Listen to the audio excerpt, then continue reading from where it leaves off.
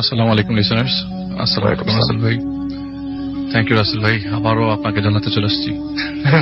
না, my pleasure. এই আমি আজকে যে ঘটনাটা বলবো রাসেল ভাই, সেটা 2016-তে আমাকে অলরেডি নক করেছিলাম। আপনাকে বলেছিলাম যে উনি আমাকে নক করেছিল।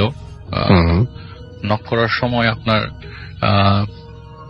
তিনি এতটুক পর্যন্ত, মানে ঘটনার পুরাটাই তো বলতে পারে না, যে কয়টুক ঘটেছে সে কয়টুকি 2016-তে আমাকে বলেছিল, কিন্তু আমি আসলে তাকে হেল্প করতে পারি না এই মুহূর্তে। আমি কি বা হেল্প করব? আচ্ছা, তো রিসেন্টলি আমি রাসেল ভাই তাদের বাসায় যাই। তো কি হয়েছে ঘটনাটা সেটা প্রথম থেকেই বলি। তো আফরিন নামের যে মেয়েটি, সেটা উনি একজন ইউনিভার্সিটির ছাত্রী, ঢাকার একটা ইউনিভার্সিটিতে পড়াশোনা করে। ওনার বাবা থাকতেন আমেরিকাতে, আর সাথে থাকে হচ্ছে মা, ভাই। ওদের বাসা হচ্ছে উত্তরায়। আমি উত্তরার কথাটা বললাম, উত্তরা একটা বাড়ি, তারা নিজেরাই বাড়িটা করেন আর কি। তো 8 তলা 9 তলায় সে বাড়িতে তারা থাকতেন ফুল ফ্যামিলি। আচ্ছা, তো ঘটনা আসলে রাসেল ভাইকে কার সাথে কখন কোনটা ঘটে, কিভাবে ঘটে, এটা কারোর সাথেই কেউই জানে না, কেউই জানবে না কখন ঘটে যাবে। তো ওনার সাথে যে ঘটবে, ওনার সাথেই বা ঘটতে পারে এরকম কিছু উনি কখনো কল্পনা করেনি, বা এরকম কোনো কিছুর সাথে কখনো তার এক্সপিরিয়েন্স কারো কাছ থেকে শুনেও নাই, বা ভূত এফএমে আমাকে ডেকে বলবে যে এরকম ঘটনা তার সাথে ঘটছে, এটাও সে কখনো হয়নি। তো প্রথম দিন থেকে শুরু করি। তো সে তার আজকের যে ঘটনা, একটু আগে যেটা বললেন মে মাসের ঘটনা, আমার ঘটনাটাও কিন্তু অলমোস্ট মার্চ থেকেই শুরু, মেতে বা জুনে যে এসে। এবং যিনি বলেছেন তিনিও একজন ডাক্তার। হ্যাঁ, না, যিনি বলেছেন ইউনিভার্সিটি স্টুডেন্ট। না, মানে আমি যে ঘটনাটা বললাম সেটাই। তো প্রথম দিন, একদম প্রথম দিন সাধারণভাবে ওনারা এসব ব্যাপারে কখনো অবগত ছিলেন না, বা এরকম কোনো কিছু ঘটবে তাদের সাথে এরকম জানতেন না। তো প্রথম দিন আর কি, পরের দিন ইউনিভার্সিটি আসলে ক্লাসটা সবাই বাঙ্ক করবে ফ্রেন্ডরা মিলে। তো সব ফ্রেন্ডরা মিলে বাসায়, পরের দিন প্ল্যান ছিল যে কোথাও যাবে, ঘুরতে ঘুরতে বেড়াতে যাবে আর কি। সেদিন রাতের বেলা তো কোনো কাজ নাই, পরের দিন ইউনিভার্সিটিও নাই। তার ইচ্ছা হলো যে সারা রাত মুভি দেখবে। ইভেন সে ফেসবুকে স্ট্যাটাসও দিয়েছিল যে কোন মুভিগুলা দেখা যায়। তো কয়েকটা মুভি সে সিলেক্ট করে রাত 11 থেকে শুরু করে। তো রাত 2টার দিকে তার মা তার রুমের মধ্যে ঢুকে যায়, ঢুকে বলে যায় তুই ঘুমাচ্ছিস না কেন, তোর চোখের নিচে কালি পড়ে গেছে, তুই ঘুমা, এত রাত জাগছিস কেন, তোর ইউনিভার্সিটি নাই? তখন সে বলে যে না, আমার তো আসলে ইউনিভার্সিটি কালকে আমরা সব ফ্রেন্ড মিলে করবো না, তো এক কাজ, আমি রাত্রেবেলা মুভি দেখবো, তুমি ডিস্টার্ব করো না, আর যাওয়ার সময় আমার লকটা টিপ মেরে যাও, ভিতরটা লক করে যাও, বারবার ডিস্টার্ব করো না। 3টার দিকে সিনেমা দেখার সময় তো স্পিকার চলছিল, স্পিকার হঠাৎ বন্ধ করে শোনা যে তার দরজাকে নক করছে। তো ভেতর থেকে সে বলে আম্মা তুমি ঘুমায় যাও, তো আমি পরে ঘুমাবো। তো ওইখান থেকে কোনো শব্দ আসে না, বা তার মা চিৎকার করে বলছেও না যে এই ঘুমাচ্ছিস না কেন। সে নক করেছে, জাস্ট নকের রিপ্লাই দিল যে আম্মা তুমি ঘুমাও তো। তো সে জানে যে তার মাই হয়তো নক করেছে। ফজরের আজান তখন দিবে বা 15-20 মিনিট পরে হবে আর কি। তো এমন সময় সে আবারও স্পিকার বন্ধ করলো। প্রথমে নকের সাউন্ড শুনে স্পিকার বন্ধ করলো, দিয়ে নক করছে কি জানি। তখন সে বলল আম্মা তুমি ঘুমাও না, আমি ঘুমাই যাব।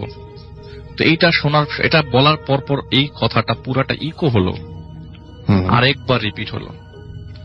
তখন সে বুঝে গেল যে আসলে রিপিট হওয়ার তো কোনো চান্স নাই, কারণ পুরো বাসাটা তো খালি না। খালি হলে হয়তো ইকো হতো, খালি হলে যেরকম ইকো হয় সেরকম ইকো হলো, কিন্তু বাসা তো পুরো আসবাবপত্র আছে, তো তার তো মানে ইকো হওয়ার চান্সই নাই। তো সে করলো কি, আচ্ছা ভাল লাগছে না, এমন সময় পিসিটা অফ করে সে বেডে চলে গেল। ঘুমানোর সাথে সাথে লাইট বন্ধ করে অ্যাজ ইউজুয়াল সেভাবে লাইফ লিড করে, সেভাবে কাঁথা গায়ে দিয়ে জাস্ট চোখটা বন্ধ করতে তার মুখটা কে যেন চেপে ধরলো।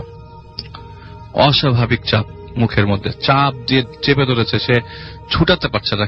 কে চেপে ধরছে?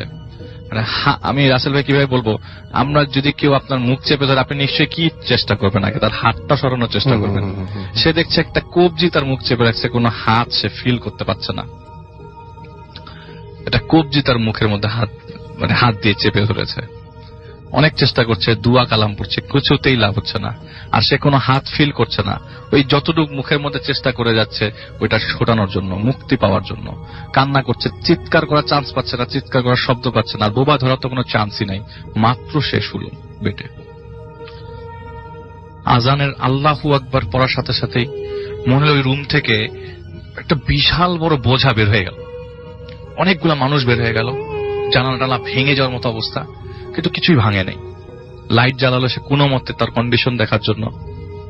সে দেখলো তার কন্ডিশন দেখার আগে পুরো রুমের অবস্থা দেখলো, যে জুতার পায়ে, জুতার সোলের মধ্যে যদি কাদা লেগে থাকে যেরকম ছোপ ছোপ দাগ, সেই কাদার পরিবর্তে খালি রক্তের ছোপ ছোপ দাগ, অনেকগুলা আঁকা বাঁকা ছোপ ছোপ দাগ, মনে হচ্ছে অনেকগুলো মানুষ হেঁটেছে রুমের মধ্যে। আর তার মুখের কন্ডিশন আয়নায় দেখলো যে তার ঠোঁট টোট কেটে গেছে, জিহ্বার সামনে দিয়ে প্রায় অনেকটুকু কেটে গেছে, এত জোরে চাপ দিয়েছিল তাকে। আচ্ছা, সে তার মাকে, তার ভাইকে বিষয়টা বলে। তার মা আর ভাই জিনিসটা প্রথমে শুনে তেমন একটা রিয়াকশন দিতে পারেনি। যখন রুমে নিয়ে আসার পর দেখালো যে এই দেখো এই ছোপ ছোপ দাগ এই কোথার থেকে আসছে, আমি নিজে দিয়েছি রক্তের ছোপ ছোপ দাগ, তখন তারা হতভম্ব, তারা কোনো কথা বলবার মতো ভাষা পাচ্ছিল না। তখন ভোর 4টা, কোনো মতে রাতটা কোনো মতে পার করে পরের দিন তারা মানে সে ডিসাইড করে যে এরকম ভাবে তো থাকা সম্ভব না, আর থাকলেও তার মাতার নিজেদের ফ্ল্যাট, তার মার সাথে থাকতে হবে, কিছু একটা ব্যবস্থা তো করতে হবে। সে তার মার সাথে সেদিন রাতের থেকে থাকা শুরু করলো। মার্চ থেকে রাসেল ভাই বললাম যে মার্চ গড়িয়ে মে চলে আসলো। এর মাঝে সে যতদিন তার মার সাথে শুয়েছিল তেমন কোনো প্রবলেম হয়নি। তো এরপরে পরীক্ষা, সেমিস্টারের পরীক্ষা। তো সে বলেছে যে আমাকে তো আমার রুমে থাকতে হবে, পড়তে হবে, মা তুমি একটা ব্যবস্থা করো, একটা মেয়ে বা মেয়ের একটা ব্যবস্থা করে আমার সাথে থাকতে পারে, ঘুমাতে পারে। আর তাদের বাসায় একটা বুয়া ছিল। এই ঘটনা শোনার পর আর ওই মুহূর্তে বুয়ার ওই রুম দেখার পর পরের দিন সে চাকরি ছেড়ে দেয়। তো ওই মেয়ে তার সাথে থাকা শুরু করলো। পরের দিন পরীক্ষা, রাতের বেলা পড়ছে, রাত্রে 1টার মধ্যে তার ঘুম চলে আসলো এবং সে ঘুমাতে যাওয়ার সময় ওই লাইট জ্বালিয়ে এসে ঘুমানো। ওই দিন থেকে লাইট জ্বালানো তার ঘুমানোর সময়। তার মার সাথে থাকা অবস্থায় লাইট জ্বালানো, তার মা আবার সহ্য করতে পারে না লাইট জ্বালানো অবস্থায়। তো সে শুলো, ঘুমালো, জাস্ট চোখ বন্ধ করলো, হঠাৎ করে একটা শব্দ হলো। তার খাটের পাশেই জানালা, সে দেখলো জানালার বাইরে যে মেয়েটা তার সাথে ফ্লোরে ঘুমায় সেই মেয়েটা বাইরে দাঁড়িয়ে আছে, ভেসে আছে অবস্থা। মানে 8তলা রাসেল ভাই, 8তলা ইম্পসিবল। সে ডান পাশ কাত হয় দেখে মেয়েটা যে ফ্লোর যে জায়গায় শোয় সে জায়গায় মেয়েটা নাই। সে এক দৌড়ে তার মার কাছে যায়, আবারও মাকে জিনিসটা বলে, ভাইকে, মা আবার ভাইকে জানায়, নিয়ে আসে তাদের রুমে। নিয়ে আসার পর দেখে মেয়েটা ফ্লোরে ঘুমোচ্ছে। এরকম ভাবে আরেকদিনও একটা হয়েছিল যে সে বাসায় আসে, বাসায় আসার পর দেখে একটা লোক তার পিসির মধ্যে বসে আছে। তারপর মাকে যেয়ে দেখায়, মাকে ডেকে নিয়ে আসে, দেখে রুমের মধ্যে কেউ নাই। তো এরকম ঘটনাগুলা ঘটে যাওয়ার পর থেকে তার আর একার মানে ওই রুমটার প্রতি তার ভরসা উঠে যায় যে ওই রুমে থাকা যাবে না। সে তার মার সাথে থাকা শুরু করলো এবং পার্মানেন্টলি এখানে টেবিলও তার মার রুমে নিয়ে আসে। তো সেদিন আসল ভাই মা মানে যেদিন ঘটনা ঘটে তার কয়েকদিন পরে তার মাও জিনিসটা ফেস করে। কিভাবে ফেস করে? আর তার অত মধ্যে তার ভাবি, তার ভাই সবাই জেনে গেছে তার বাসার মধ্যে যা ঘটছে তা ভালো ঘটছে না। এবং মোস্ট ইম্পর্টেন্ট কথা, তখন রাসেল ভাই সে আমাকে নক করেছিল 2016-তে যে আলিফ ভাই আমি এরকম বিপদে পড়েছি, আপনার জানা মতে কেউ আছে কিনা। আর আমি কাউকে বলতে পারছি না, আর কেউ যে বিশ্বাস করবে এরকম লোকও পাচ্ছি না। আমি রাসেল ভাই বলেছি আমি পাইলে মানে যদি কাউকে পাই তাহলে আমি হেল্প করতে পারবো, কিন্তু আসলে আমি এত ব্যস্ত ছিলাম যে আমি আসলে কিছু করতে পারিনি বা কাউকে জানাতেও পারিনি বিষয়টা। আমি নিজেও ভুলেই গিয়েছিলাম রাসেল ভাই at the end of the day. তো আমি যখন আবার পরে নেক্সট স্টেজে আসি, সেদিন রাতের বেলা তার মা তার সাথে শুয়েছিল। মার ঘুম ভাঙে হঠাৎ করে, চশমা পরে পরিষ্কার করে বাথরুমে যেতেই তো তার মার সাথে সে যখন থাকতো তখন বাথরুমের আলোটাতেই থাকতো, মানে রুমের আলো জ্বালিয়ে তার মা ঘুমাতে পারতো না। তো বাথরুমের দরজাটা পুরাটা খুলতেই পুরো আলো যখন মোটামুটি আলো যখন তার মেয়ের খাটের পর্যন্ত পৌঁছলো, সে দেখলো যে তার মেয়ের পাশে একটা লোক দাঁড়ানো, দেয়ালের মধ্যে হেলান দিয়ে দাঁড়িয়ে আছে। তো এই কে, চোর নাকি, এই কে ওখানে, এরকম বলতেই যে লোকটা তার মেয়ের পাশে দেয়ালে হেলান দিয়ে দাঁড়িয়েছিল সে তার দিকে তাকালো। আর সেই লাল বিবর্ণ মানে লাল চোখ, তার মা, আমি তার মার সাথে কথা বলেছি রাসেল ভাই, এই লাল চোখ, এরকম চোখ সে আগে কখনো দেখে নেই। লাইট জ্বালাতেই সব উধাও এবং সেই আগের মতো রুমের মধ্যে পায়ের মানে সোলের দাগ, জমাট বাঁধা রক্ত। তার ভাইকে ডাকলো, তার ভাই বলল যে একটা ব্যবস্থা তো বিহিত করতেই হবে, এরকম হতে থাকলে তো সম্ভব না। তার ভাই পরের দিন কি হলো, তার ভাই যে মসজিদে নামাজ, তার ভাই আসলে নামাজ কালাম 5 ওয়াক্তই পড়তো সবসময়, এবং তাদের বাসায় এমন না যে কেউ নামাজ পড়তো না, সবাই নামাজি মানুষ ছিল। তো তোর ভাই তোর এখানে আমি মাগরিবের নামাজের পর আপনাদের ঘরে ঢুকবো, ততক্ষণ আমি ছাদে থাকবো, একটা চেয়ার দিলে খুব ভালো হয়। তো উনি ব্যবস্থা করে, মাগরিবের ওয়াক্ত আসে, সেই ভাইয়া তাকে নিয়ে, যেহেতু পরের দিন শনিবার ছিল, আপনার শনিবারও ব্যাংক বন্ধ থাকে, সে একটা ব্যাংকে চাকরি করতো আর কি। তো সেই ভাই আর কি তার মাগরিবের নামাজ পড়ে জাস্ট সে যখন তার পাশেই ছিল, কয়েকটা লোক পরেই ওই হুজুর যে লোকটা আসছিল তার সাথে, সেই লোক ছিল মসজিদে, সালাম ফিরানোর পরে লোকটাকে সে আর পেল না। বাসায় আসলো এবং অনেকক্ষণ ধরে ফোনে ট্রাই করলো, মাগরিবের ওয়াক্তের পর তাদের বাসায় আসার কথা, কিন্তু ওই লোক একদম মসজিদ থেকেই গায়েব, কোনো খবর নাই, কিচ্ছু নাই, ফোনে পাওয়া যাচ্ছেই না। তো পরে উনি বাসায় গেলেন এবং তার মাকে বললেন যে দেখো আমি একজনকে নিয়ে আসছিলাম, তোমরা তো জানো, কিন্তু আমি ওনাকে আর পাচ্ছি না ফোনে, ওভার ফোনে তাকে আর পাওয়া সম্ভব হচ্ছে না। তুমি এক কাজ করো, আমরা যদি দেখি যে এরকম কন্ডিশন আজকে রাতেও ঘটে, কালকেও ঘটে, তাহলে আমরা এই ফ্ল্যাট ছেড়ে অন্য বাসা নিই, এটা ভাড়া দিয়ে দিব, কারণ এইভাবে থাকা সম্ভব না।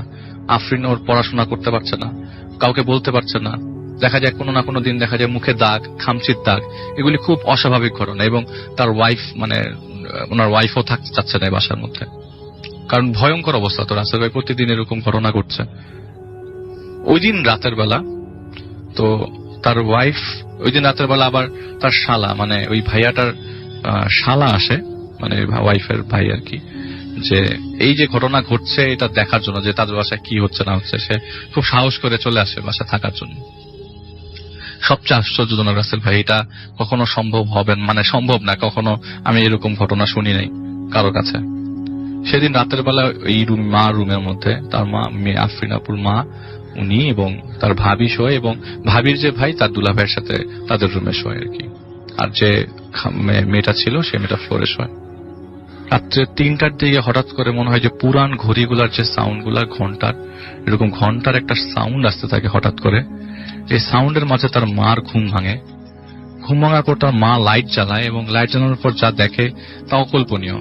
আপনি হঠাৎ করে ঘুম থেকে উঠে আপনার রুমের মধ্যে এটা দেখলে আপনিও খুব অকল্পনীয় সিচুয়েশনে পড়বেন রাসেল ভাই। সে দেখে যে ওই যে মেয়েটা ফ্লোরে ঘুমিয়েছিল তার ঠিক পাশে একটা কফিন, কালো কালারের একটা কফিন রাসেল ভাই, কালো কালারের কফিন। ওকে, কফিনের প্রতি ঢাকনা দেওয়া, এবং এই কফিন কোথা থেকে আসলো, এটা ঢুকাতে গেলেও তো 4-5 জন মানুষ লাগে, এত ভারী কফিন। কফিনটা খুললো তার ছেলে, এবং খোলার মতো সাহস পাচ্ছিল না। ওই ছেলেটা যে ছিল, শালা যে ছিল, সে ওই সাহস করে খুলে ফেললো। খুলে ফেলার পর সবাই খুব হতভম্ব হচ্ছে, আমি জানি যারা শুনছে। আসলে ভেতরে কিছুই নাই, রক্তে মোড়ানো একটা কাফনের কাপড়, একটা আতর, আর কিছু চা পাতার প্যাকেট। খুব অদ্ভুত লাগে। ওই দিন রাতের বেলা তারা পুলিশকে ফোন দেয়, কিন্তু পুলিশ আসবে বলে তাদের বাসা মনে হয় খুঁজে পাচ্ছে না। পরবর্তী ওই দিন রাতের বেলা আসে নাই। পরের দিন সকালবেলা পুলিশ যখন আসে, বাসার মধ্যে কফিনের ভিতরে এই মুড়ানো, রক্ত মুড়ানো, মানে পুলিশও কোনো এভিডেন্স খুঁজে পাচ্ছে না আসলে কিসের ভিত্তিতে তারা কোনো কেস বা জিডি করবে। তো তারপরেও তারা বলে যে আপনারা একটা জিডি করে রাখেন, বাকিটা পরে দেখা যাবে, কফিনটা সরায় ফেলেন, আর যদি পারেন বিষয়টা আমাদেরকে পরবর্তীতে কোনো প্রবলেম হলে আমাদের জানাবেন। পুলিশ এই বলে চলে যায়। সেদিন দুপুর 12টার দিকে খবর আসে, রাত আমেরিকায় তখন রাত 2টা, আর বাংলাদেশে সকাল 12টা, দুপুর 12টা। ওইখানে যে পাশের বাসার যে মহিলা, উনিও বাংলাদেশী, তার হাজবেন্ড মানে ওই ফোন দেয়, মোবাইল ফোনে মেসেঞ্জারে, ফেসবুক মেসেঞ্জারে ফোন আসে। ফোন আসার পর বলে যে আপনার হাজবেন্ডের অবস্থা খুব খারাপ, উনি হসপিটালাইজ হাসপাতালে ভর্তি, আপনারা সবাই একটু দোয়া করবেন। আসলে জিনিসটা ওই দিন ভাঙে বলে নাই, ওই দিন ভেঙে বলা হয় নাই। পরে জানতে পারে কিছুক্ষণ পরে, তার ছেলেকে বলা হয় যে তোমার বাবা আর বেঁচে নাই, সে আপনার বাথরুমের ফ্লোরে পিছলে পড়ে মারা গেছে। হাসপাতালে নেওয়ার পর ডাক্তাররা বলেছে তিনি মারা গেছে। তো বাসার সবাইকে আস্তে আস্তে ছেলেটা ওই দিন সবাইকে জানিয়ে দেয় বিষয়টা। তো আউট অফ নোওয়্যার রাসেল ভাই, এই ঘটনা ঘটার সাথে সাথে তাদের বাবার এই আকস্মিক ডেথটা তারা কেউ একসেপ্ট করতে পারে না ওই মুহূর্তে। তো বাসার মধ্যে সব আত্মীয় স্বজনের ভিড় জমে যায়, কান্নাকাটি অবস্থা। লাশ আসে রাসেল ভাই 10 দিন পর।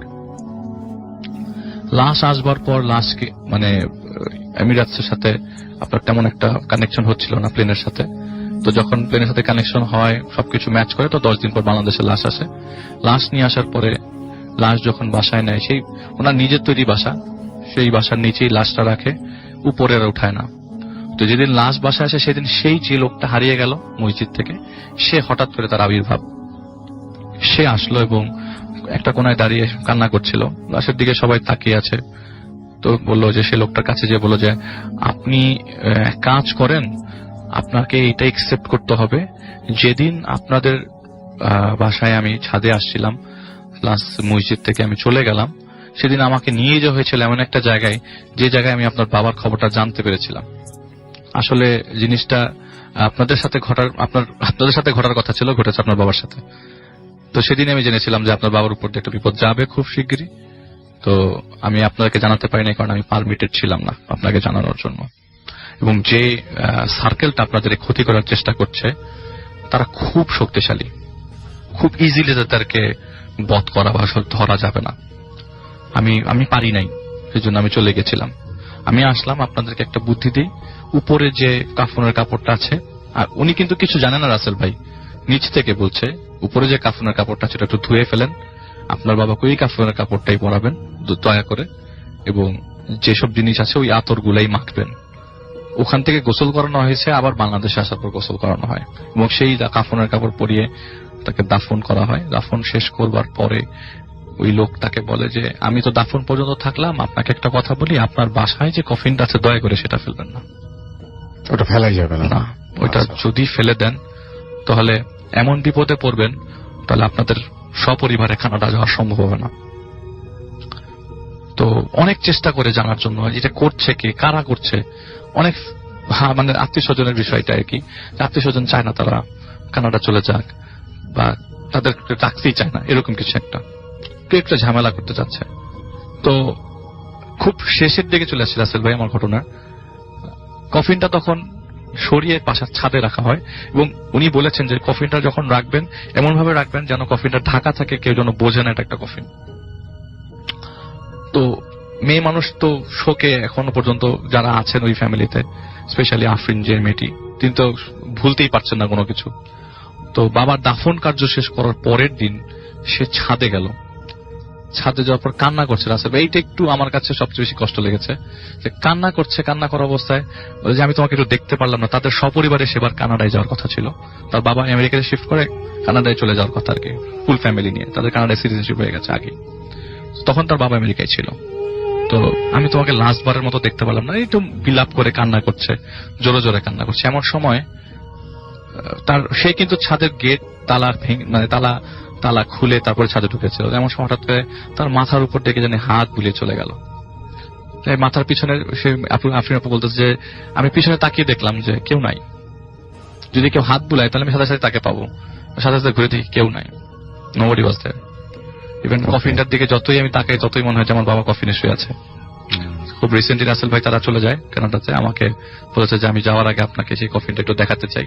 রাসেল ভাই আমি নিচে যে দেখে আসছি কফিন। হ্যাঁ, আপনি ফোন দিয়েছিলেন এবং আপনি বলছিলেন যে আমি রাসেল ভাই একটা কফিন দেখতে যাচ্ছি। আপনি ফোন দিয়ে আমাকে এটা জানিয়েছিলেন। Thank you very much for your story.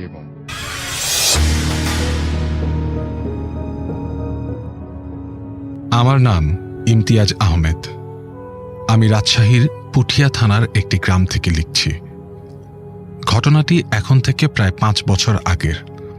আমি এটা আমার এক বন্ধুর কাছ থেকে শুনেছি। ঘটনাটি এক কাঠমিস্ত্রির সঙ্গে ঘটে যাওয়া।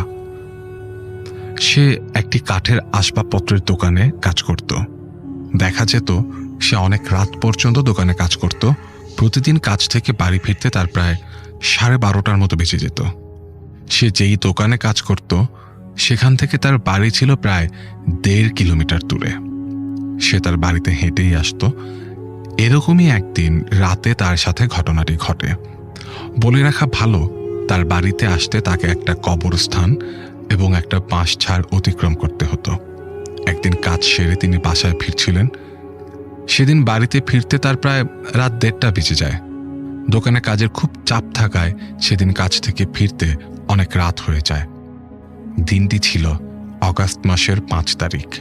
প্রায় 5 মিনিট তার মোবাইলের টর্চ দিয়ে হাঁটার পর সে বাঁশঝাড় পার হবে এমন সময় দুটি বাঁশ তার সামনে হেলে পড়ে এবং তার রাস্তা আটকে যায়। সে একটু বেশি সাহসী ছিল, সেজন্য ভয় না পেয়ে কি করা যায় তাই ভাবতে থাকে।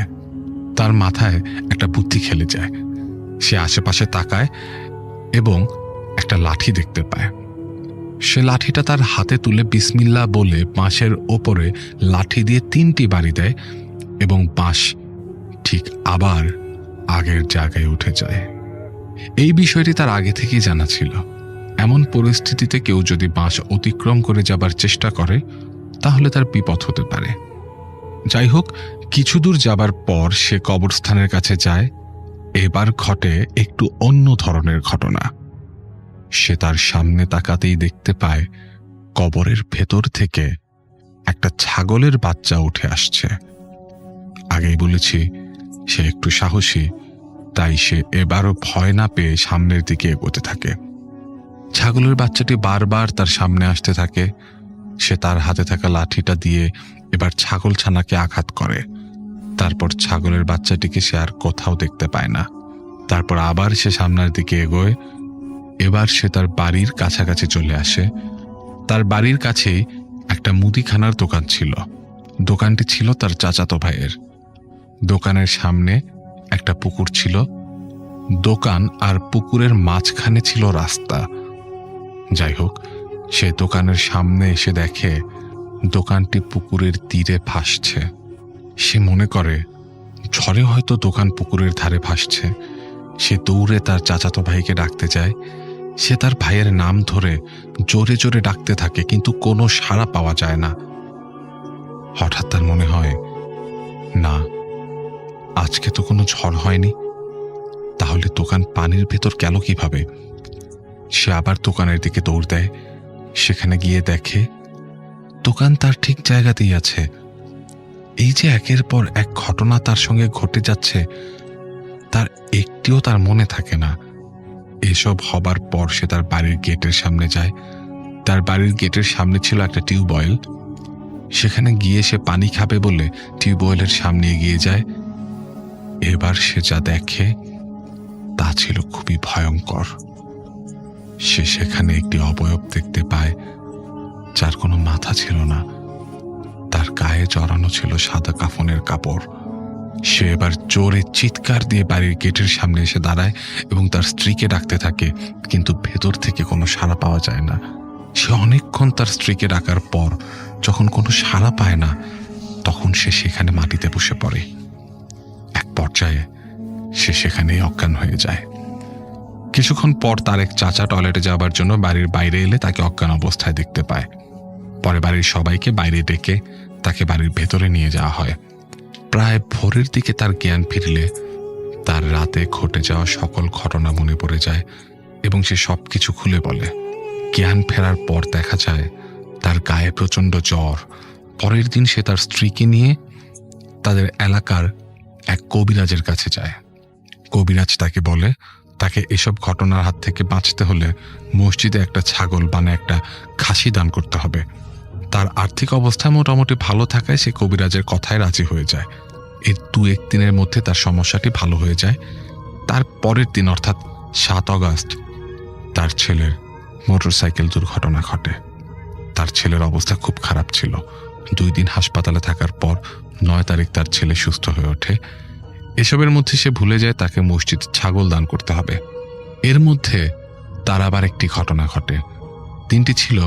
দিনটি ছিল আগস্ট মাসের 10 তারিখ। সেদিন তিনি কাজ থেকে বাড়ি ফিরে আসার সময় আবার একটি ঘটনা ঘটে।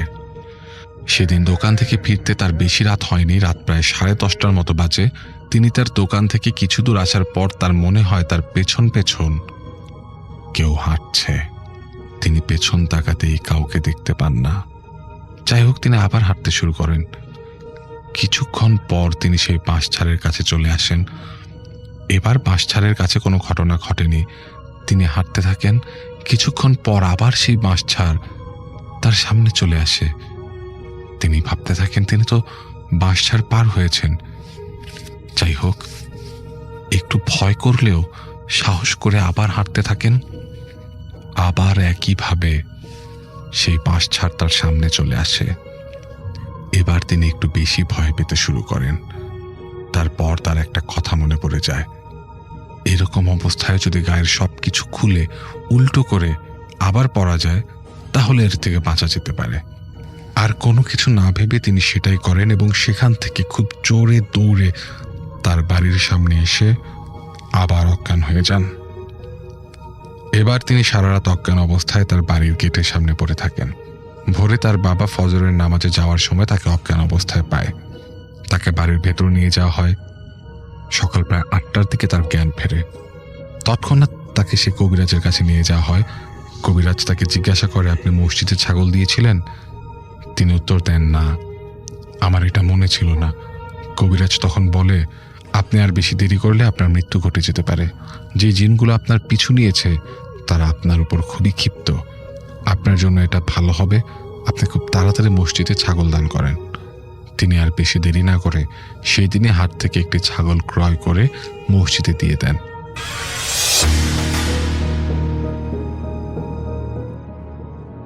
ধন্যবাদ রাসেল ভাই আমাকে ঘটনা বলার সুযোগ দেওয়ার জন্য।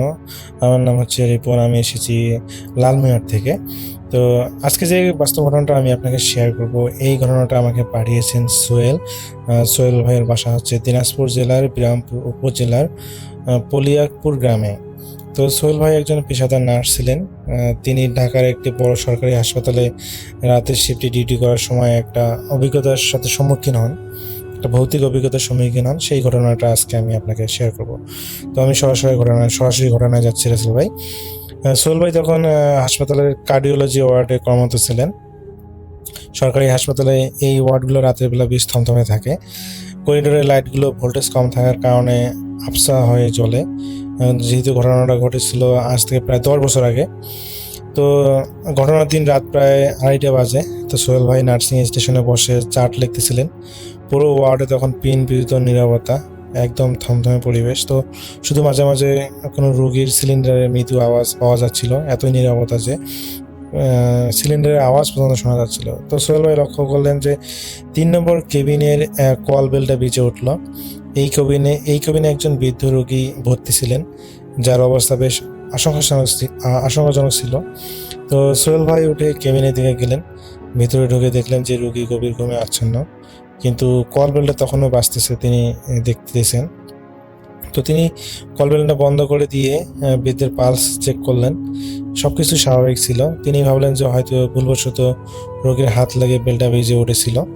তো তিনি নার্সিং স্টেশনে ফিরে গেলেন এবং কিন্তু বসার মাত্রই আবারও সেই একই কেবিন থেকে বেলটা বেজে উঠল, কল বেলটা বেজে উঠল। তো সোহেল ভাই এবার একটু অবাক হলেন।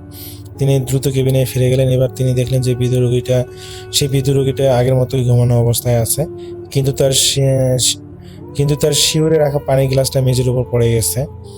আশ্চর্যের বিষয় রাসেল ভাই, গ্লাসটা এমন জায়গায় পড়েছিল যেখানে রোগীর হাত পৌঁছানো কোনোভাবেই সম্ভব নয়। তো সোহেল ভাই গ্লাসটা তুলে নিচে ঝুঁকলেন এবং কিছু দেখার চেষ্টা করলেন, কিন্তু দেখলেন যে কিছুই নেই। তো তিনি বেশ অবাক হলেন। তো সোহেল ভাই যখন মেঝে থেকে সেই গ্লাসটা তুলতে গেলেন, তখন তিনি স্পষ্ট শুনতে পেলেন যে কেউ একজন তার কানে খুব কাছে এসে খুব লম্বা একটা দীর্ঘশ্বাস ফেলল।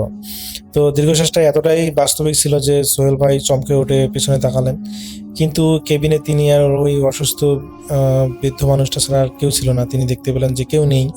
তো তিনি দ্রুত গ্লাসটা টেবিলে রেখে ওয়ার্ডের বাইরে চলে এলেন। তো করিডোরে এসে তিনি এক মুহূর্তের জন্য থমকে দাঁড়ালেন। তিনি দেখলেন যে করিডোরের শেষ মাথায় যেখানে মর্গের দিকে যাওয়ার রাস্তাটা, সেখানে একজন নারী নার্সের পোশাকে দাঁড়িয়ে আছে। একজন নারী নার্সের পোশাকে দাঁড়িয়ে আছে এবং তিনি সোহেল ভাইয়ের দিকে পিঠ করে দাঁড়িয়ে নিচু সরে কাঁদতেছেন। তো সোহেল ভাই ভাবলেন যে হয়তো তার কোনো কলিগ বিপদ পড়েছে, যার কারণে হয়তো সেখানে কান্না করতেছে। তো তিনি সোহেল ভাই ডাক দিলেন যে আপা, কোনো সমস্যা? তো হসপিটালে আসলে সবাই বিশেষ করে মেয়েদেরকে বা মেয়েকে আপা বলেই সম্বোধন করে, বিশেষ করে যারা নার্স। কিন্তু সেই নারী কোনো উত্তর দিলেন না, বরং ধীরে ধীরে করিডোরের অন্ধকারের দিকে হাঁটতে শুরু করলেন। তো তো সোহেল ভাই বেশ অবাক হলেন যে তিনি ডাকলেন অথচ তিনি সেই মহিলা শুনতেছেন না, অথচ সেই মহিলা এখন তার ডাকার মানে তার কথা শুনে বা তার ডাক শুনে এখন সেই মহিলা এখন অন্ধকারের দিকে যাচ্ছে। তো সোহেল ভাইও কৌতূহলবশত তিনিও পিছু নিলেন। তিনি লক্ষ্য করলেন যে ওই নারী যে পথ দিয়ে যাচ্ছেন মানে সেই পথে টিউবলাইটগুলো একের পর এক নিভে যাচ্ছে। তিনি অবাক হলেন যে লাইটগুলো মৃদু আলো ঠিক থাকলেও এখন যেরকম এলইডি বাতি আমরা জ্বালাই, আগে আসলে এরকম ছিল না। 10 বছর আগে সে সময় হসপিটালে ম্যাক্সিমাম বাতিগুলো ছিল আপনার হচ্ছে লাল বাতিগুলো, ফিলামেন্ট দিয়ে তৈরি যে বাতিগুলো সেগুলো। তো দেখা যায় কম ওয়াটে থাকার কারণে আবসা আবসা দেখা যেত আর কি, বেশি দূরে দেখা যেত না। তো তিনি লক্ষ্য করেন যে ওই মেয়েটা যেদিকে দিয়ে যাচ্ছে সেদিকের বাতিগুলো নেমে যাচ্ছে। তো সোহেল ভাই যখন করিডোরের মাঝামাঝি পৌঁছালেন তখন সেই নারী হুট করে বাম দিকে একটা স্টোর রুমে ঢুকে গেলেন।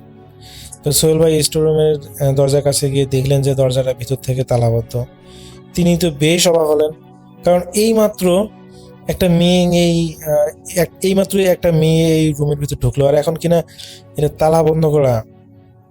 তো তার কাছে তার মনে পড়লো যে এই রুমটা তো গত কয়েক মাস ধরে অব্যবহৃত, মানে এটা ব্যবহার করা হচ্ছে না, যার কারণে এটা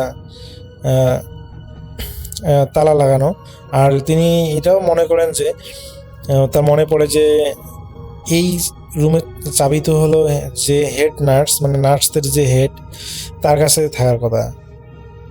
কিন্তু এই মেয়েটা এর ভিতর ঢুকলো কেমনে, আর ভিতরে ঢুকলো ঠিক আছে, কিন্তু বাইরে থেকে তালা দিল কিভাবে? তো এটাতে তিনি বেশ অবাক হলেন।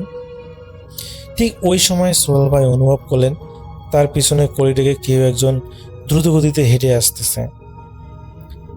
তো তিনি বেশ অবাক হলেন যে, এবং তিনি পিছনে ফিরে তাকাতেই দেখলেন যে তাদের ওয়ার্ডের আয়া হন্তদন্ত হসে দৌড়ে মানে তাড়াতাড়ি এসে দৌড়ে আসতেছে এবং চিৎকার করে বলতেছে, সোহেল ভাই 3 নম্বর কেবিনের রোগীটা তো মারা গেছেন। সোহেল ভাই তো স্তব্ধিত হয়ে গেলেন, কারণ মাত্র কিছুক্ষণ আগে তো তিনি সেই রোগীকে দেখে আসলেন, 2 বার গিয়েছিলেন, দেখলেন যে একদম স্বাভাবিক, তাহলে আবার মারা গেল কিভাবে? তো তিনি কোনো কিছু কুলকিনারা পেলেন না। তো সোহেল ভাই যখন আয়ার মুখ থেকে 3 নম্বর কেবিনের রোগীর মৃত্যুর খবর শুনলেন, তার শ্বাস যেন মুহূর্তের মধ্যে হিম হয়ে গেল। তিনি মাত্র কিছুক্ষণ আগেই দেখলেন যে মানুষটা সুস্থ এবং ঘুমাচ্ছেন, আর এখন এই আয়ের কাছ থেকে শুনতেছেন যে তিনি মারা গেছেন। তো সোহেল ভাই দ্রুত আয়ের সাথে দৌড়ে 3 নম্বর কেবিনে আসলেন এবং তিনি দেখলেন যে বৃদ্ধ রোগীটি ঠিক সেই আগের ভঙ্গিতেই শুয়ে আছেন, কিন্তু তার চোখ দুটো এখন অর্ধেক খোলা এবং মনি দুটো উপর থেকে স্থির হয়ে আছে, এরকম দেখা যাচ্ছে। তো সোহেল ভাই দ্রুত তার পালস চেক করলেন, কিন্তু কোথাও কোনো প্রাণে স্পন্দন পেলেন না। তো ইসিজি মেশিনও একদম সোজা করে ফুটে উঠেছে, দেখলেন যে সেই লোকটা মারা গেছে। সোহেল ভাই স্তম্ভিত হয়ে লক্ষ্য করলেন যে রোগীর শিবিরে রাখা সেই পানির গ্লাসটা, যেটা তিনি নিজে কিছুক্ষণ আগে টেবিলে গুছিয়ে রেখে এসেছিলেন, সেটা আবার ঠিক মেঝের মধ্যে পড়ে গিয়ে গ্লাসটা পড়ে আছে, কিন্তু গ্লাসটা কাঁচের হওয়া সত্ত্বেও গ্লাসটা এবারও ভাঙেনি।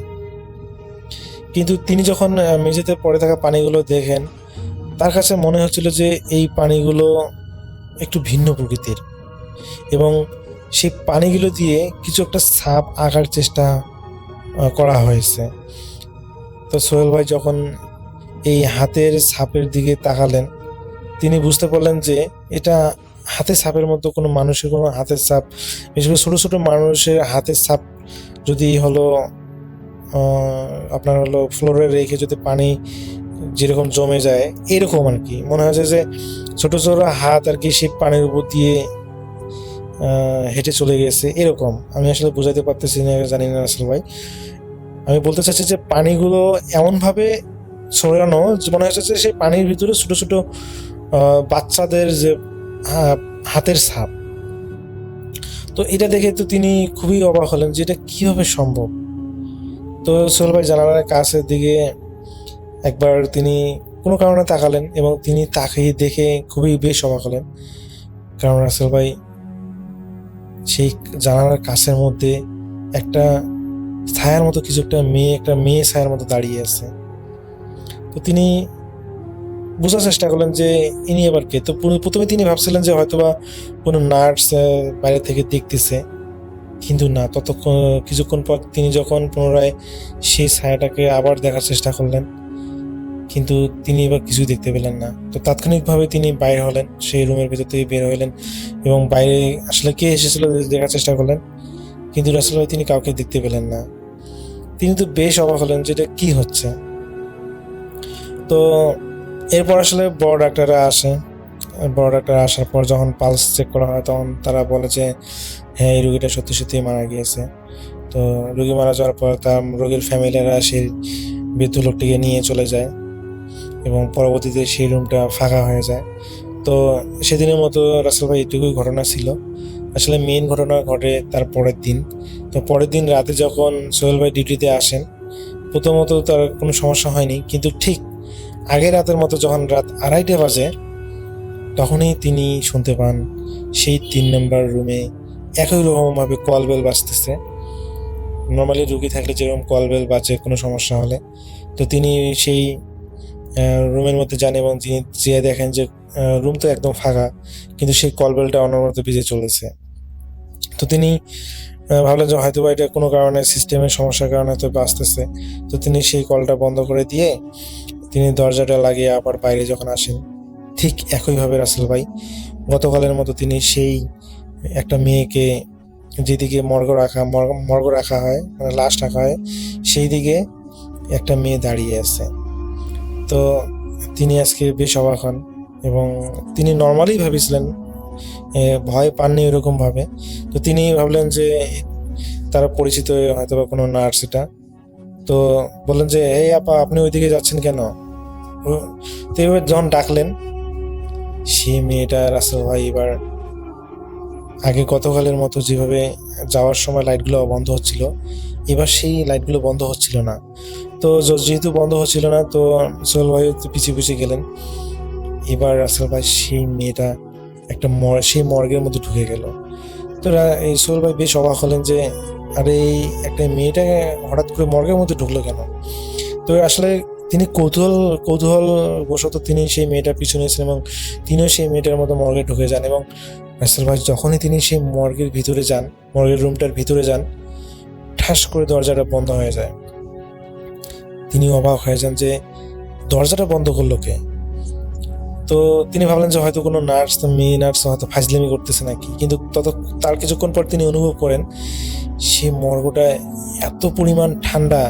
নর্মালি মর্গের রেফ্রিজারেট করা হয় ঠিক আছে, কিন্তু তার কাছে মনে হয়েছে যে তিনি ঢোকার 1 মিনিটের মধ্যে মনে হয় যে তিনি ঠান্ডার মধ্যে জমে যাচ্ছেন এবং প্রচণ্ড ঠান্ডা লাগার কারণে তিনি দরজার থেকে মনোযোগ বাদ দিয়ে যখন তিনি সে মর্গের ভিতরের দিকে মনোযোগ দেন, কারণ এত অল্প সময়ের মতো তো এত বেশি ঠান্ডা লাগার কথা না। তো তিনি যখন সেই মর্গের দিকে মুখ ফেরান, বিশেষ করে যেখানে লাশগুলো ছিল, রাসেল ভাই তিনি যেটা দেখেন সেটা দেখার জন্য তিনি মোটেও প্রস্তুত ছিলেন না। তিনি দেখেন যে সেই মেয়েটা তার সামনেই দাঁড়িয়ে আছে এবং সেই মেয়েটার চোখের নিচে কালো কালো দাগ পড়ে গেছে এবং মুখটা কীরকম যেন ফ্যাসফ্যাসা সাদা হয়ে গেছে। তিনি স্পষ্ট দেখতে পাচ্ছেন সেই মেয়েটা তার দিকে তাকিয়ে আছে এবং অদ্ভুতভাবে তার চাহনি। তো এটা দেখে সোহেল ভাই প্রচণ্ড পরিমাণ ভয় পাচ্ছেন এবং সেই সময় সোহেল ভাই দেখেন যে সেই মেয়েটার পিছনে থাকা মর্গ স্ট্রেচারগুলো থেকে একটা একটা করে লাশ যেন প্রাণ ফিরে পেয়ে সেগুলো সেই স্ট্রেচারের উপর উঠে বসে পড়তেছে এবং বসে পড়ার পর সেগুলো দাঁড়িয়ে ধীরে ধীরে সেই মেয়েটার পিছনে এসে কাতার আকারে দাঁড়িয়ে গেল। রাসেল ভাই এটা দেখে তো সোহেল ভাই প্রচণ্ড পরিমাণে ভয় পান এবং তিনি তার জ্ঞান ধরে রাখতে পারেন না, তিনি অজ্ঞান হয়ে যান।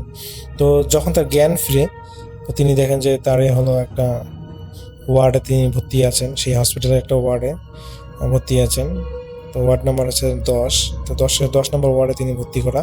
তো যখন তাকে জিজ্ঞেস করা যে কী হয়েছে, আপনি এরকম মর্গের মধ্যে ভিতরে এরকম করে অজ্ঞান হয়ে পড়েছিলেন কেন, আর আপনাকে তালা মারি দিয়েছিল কে? তো সোহেল ভাই তো কোনো কিছু বলতে পারে নাই যে কে এসে তাকে তালা মারি দিয়েছে। তো তিনি সোহেল ভাই সমস্ত ঘটনা বলেন। তো বলার পর ওখানে যারা আসলে নার্স হিসেবে আছে তারাও ওই সোহেল ভাইয়ের কথা শুনে, মানে ঘটনা বলার পর তারাও একে একে হলো বলে যে তাদের হেডকে, মানে নার্সদের যারা হেড ছিল, যিনি হেড আছেন তাকে আর কি ঘটনা সবাই এরকম করি নাকি আরও 3 জনের সাথে এক সেম ঘটনা ঘটেছিল। তো পরে ঘটনা বলা হয়, যখন সবাই ঘটনা বলে তখন নার্সের হেড আর কি সিদ্ধান্ত নেন যে এই 3 নম্বর ওয়ার্ডের আশেপাশে আর কি কাউকে ডিউটি করতে হবে না। পরে এটা আর কি এই ওয়ার্ডটা সিলকালা করে দেওয়া হয়। বিশেষ করে ওই 3 নম্বর আশেপাশে যেগুলো টোটাল 3টে ছিল রুম ছিল, 3, 4, 5 এই 3টা রুম আর কি সিলকালা করা হয়।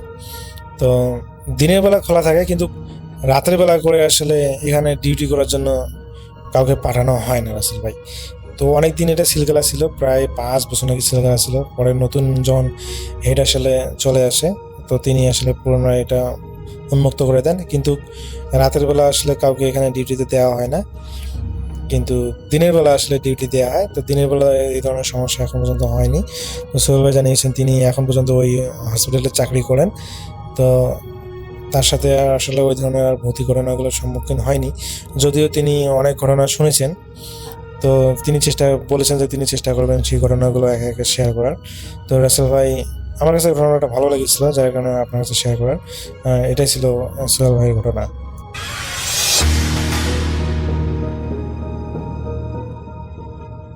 আসসালামু আলাইকুম, আপনাদের সবাইকে সাদর আমন্ত্রণ জানাচ্ছি। আমি আহমেদ বাবু। কেমন আছেন আপনারা? আশা করি সবাই ভালো আছেন। আমি আল্লাহর মধ্যে ভালো আছি, আলহামদুলিল্লাহ। তো চলে এলাম আজ আপনাদের মাঝে আরও একটি ঘটনা। এই ঘটনাটি আমাদের সাথে শেয়ার করেছেন নরসিংদীর পলাশ থানা থেকে হৃদয়। তিনি বর্তমানে কাতারে বসবাস করছেন এবং সেখান থেকে তিনি অতীতে আমাদের সাথে বেশ কয়েকটি ঘটনা শেয়ার করেছিলেন। তো হৃদয়ের আরও একটি ঘটনা তিনি পাঠিয়েছেন এবং আমি সেটা শেয়ার করব। তিনি আমাকে রিকোয়েস্ট করেছেন আমি যেন আমার মতো করে ঘটনাটা আপনাদের কাছে প্রেজেন্ট করি। তো আমি চলে যাচ্ছি হৃদয়ের ঘটনায়। এই ঘটনাটি কিন্তু যেখানে ঘটেছে সেই জায়গাটা কিন্তু হৃদয় নিজে দেখে এসছে এবং এটাই হচ্ছে এই ঘটনার স্পেশালিটি। যাই হোক, 2010-এর দশক, মানে ওই 2010-এর পরে কোনো একটা সময় হৃদয়ের বাবা তাকে তার ব্যবসার কাজে পাঠিয়েছিল। তাদের ব্যবসাটা ছিল বাংলাদেশেরই দক্ষিণ পশ্চিম অঞ্চলের কোনো একটা জায়গায়। তো সেখানে তাকে যেতে হয়েছিল এবং যেই জায়গায় সে গিয়েছিল সেটা কিন্তু একদম নিখাত গ্রাম, মানে সেখানকার যে জেলা শহরের থেকে বেশ খানিকটা দূরে, এবং যেখানে সে গিয়েছে সেখানে কেবল বিদ্যুৎ আসছে, মানে বিদ্যুতের যে মূল সঞ্চালন লাইন বা পোলগুলা গেছে সেখান থেকে, এবং সেখান থেকে এখনো টানা হচ্ছে বিভিন্ন বাড়িতে যারা কানেকশন নিচ্ছে। আর এই অবস্থা আর কি, বিদ্যুতের সাথে খুব একটা ইউজড হয় না গ্রামের মানুষ তখনও ওইখানকার। তো সন্ধ্যার পরে দেখা যেত যে মানে তখনও মানে একেবারে অন্ধকার হয়ে আসতো, মানে গ্রামের যেই বিদ্যুতের আগে যে পরিবেশটা সেটা সেখানে ছিল। তো হৃদয়ের কাছে বেশ অন্যরকম, মানে ভালো লাগছে। তো হৃদয়ের বাবা হৃদয়ের জন্য একটা থাকার জায়গা ম্যানেজ করছে, কারণ তাকে থাকতে হবে বেশ কয়েকদিন সেখানে।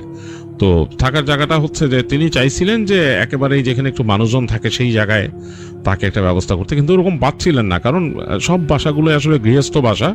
সেখানে একজন আউটসাইডার যে প্রথম উঠতে গেলে কেমন ব্যাপারটা। তো সেখানকার যেখানে তাদের সাথে ব্যবসার কথাবার্তা গ্রামের সেই বাজারের মানুষদের সাথে, তো হৃদয়কে ম্যানেজ করে দেওয়া হলো সেখানকার স্কুলের কাছে, মানে মূল যে স্কুলটা তার কাছে একটা ঘর। এবং সেই ঘরটা খুব সুন্দর ঘর, মানে বলতে যে মানে একেবারে চৌচালা একটা এরকম টিনের বাড়ির মতো। সেখানে পাশাপাশি এরকম 2-3টা কামরা আছে, ছোট্ট বারান্দা আছে, দরজা আছে। তো ওইটা দেওয়া হলো নিয়ে, এবং ওইখানে নাকি সাধারণত ওখানকার স্কুলের টিচার বা কেউ যদি ওখানে চাকরি সূত্রে আসতো তারা ওই ঘরটাতে থাকতো। তো যেই সময় হৃদয় গেছে ওই সময় কিন্তু কেউ নাই, পুরো বাসাটা খালি। তো হৃদয়ের আব্বা টেন্সড হয়ে গেলেন যে ছেলে একা কিভাবে থাকবে কয়দিন। তো হৃদয় বলতেছে যে আমি পারবো, ম্যানেজ করে নিতে পারবো, যে অসুবিধা নেই বাবা, যাওগা। তিনি তার বাবাকে অনেক বুঝা টুজা বলতেছেন যে অসুবিধা নেই। তো তার বাবা তারপরও খুঁজে পেতে ওখানকার একটা ছেলেকে ম্যানেজ করে নিয়ে আসলো। ও গ্রামের মানুষের সাথে কথা বলে, মানে তিনি যেখানে ব্যবসার কাজ করছেন তাদের সাথে কথা বলে, আলম নামে একটা টিনের ছেলে, মোটামুটি মানে বেশ শক্ত সামর্থ্য ছেলেটা। তো সে বলছে যে হৃদয় যে কয়দিন এখানে থাকবে ও কয়দিন ওর সাথে থাকবে ছেলেটা, এবং তারও একটা কাজ দরকার, এক্সট্রা কিছু টাকা পয়সা পেলে ভালো। তো এবং সে বলছে যে আলম মোটামুটি রান্না বাড়া করতে পারে, সে মোটামুটি মানে রান্না টান্না করে দিতে পারবে, বাজার টাজার করে দিলে।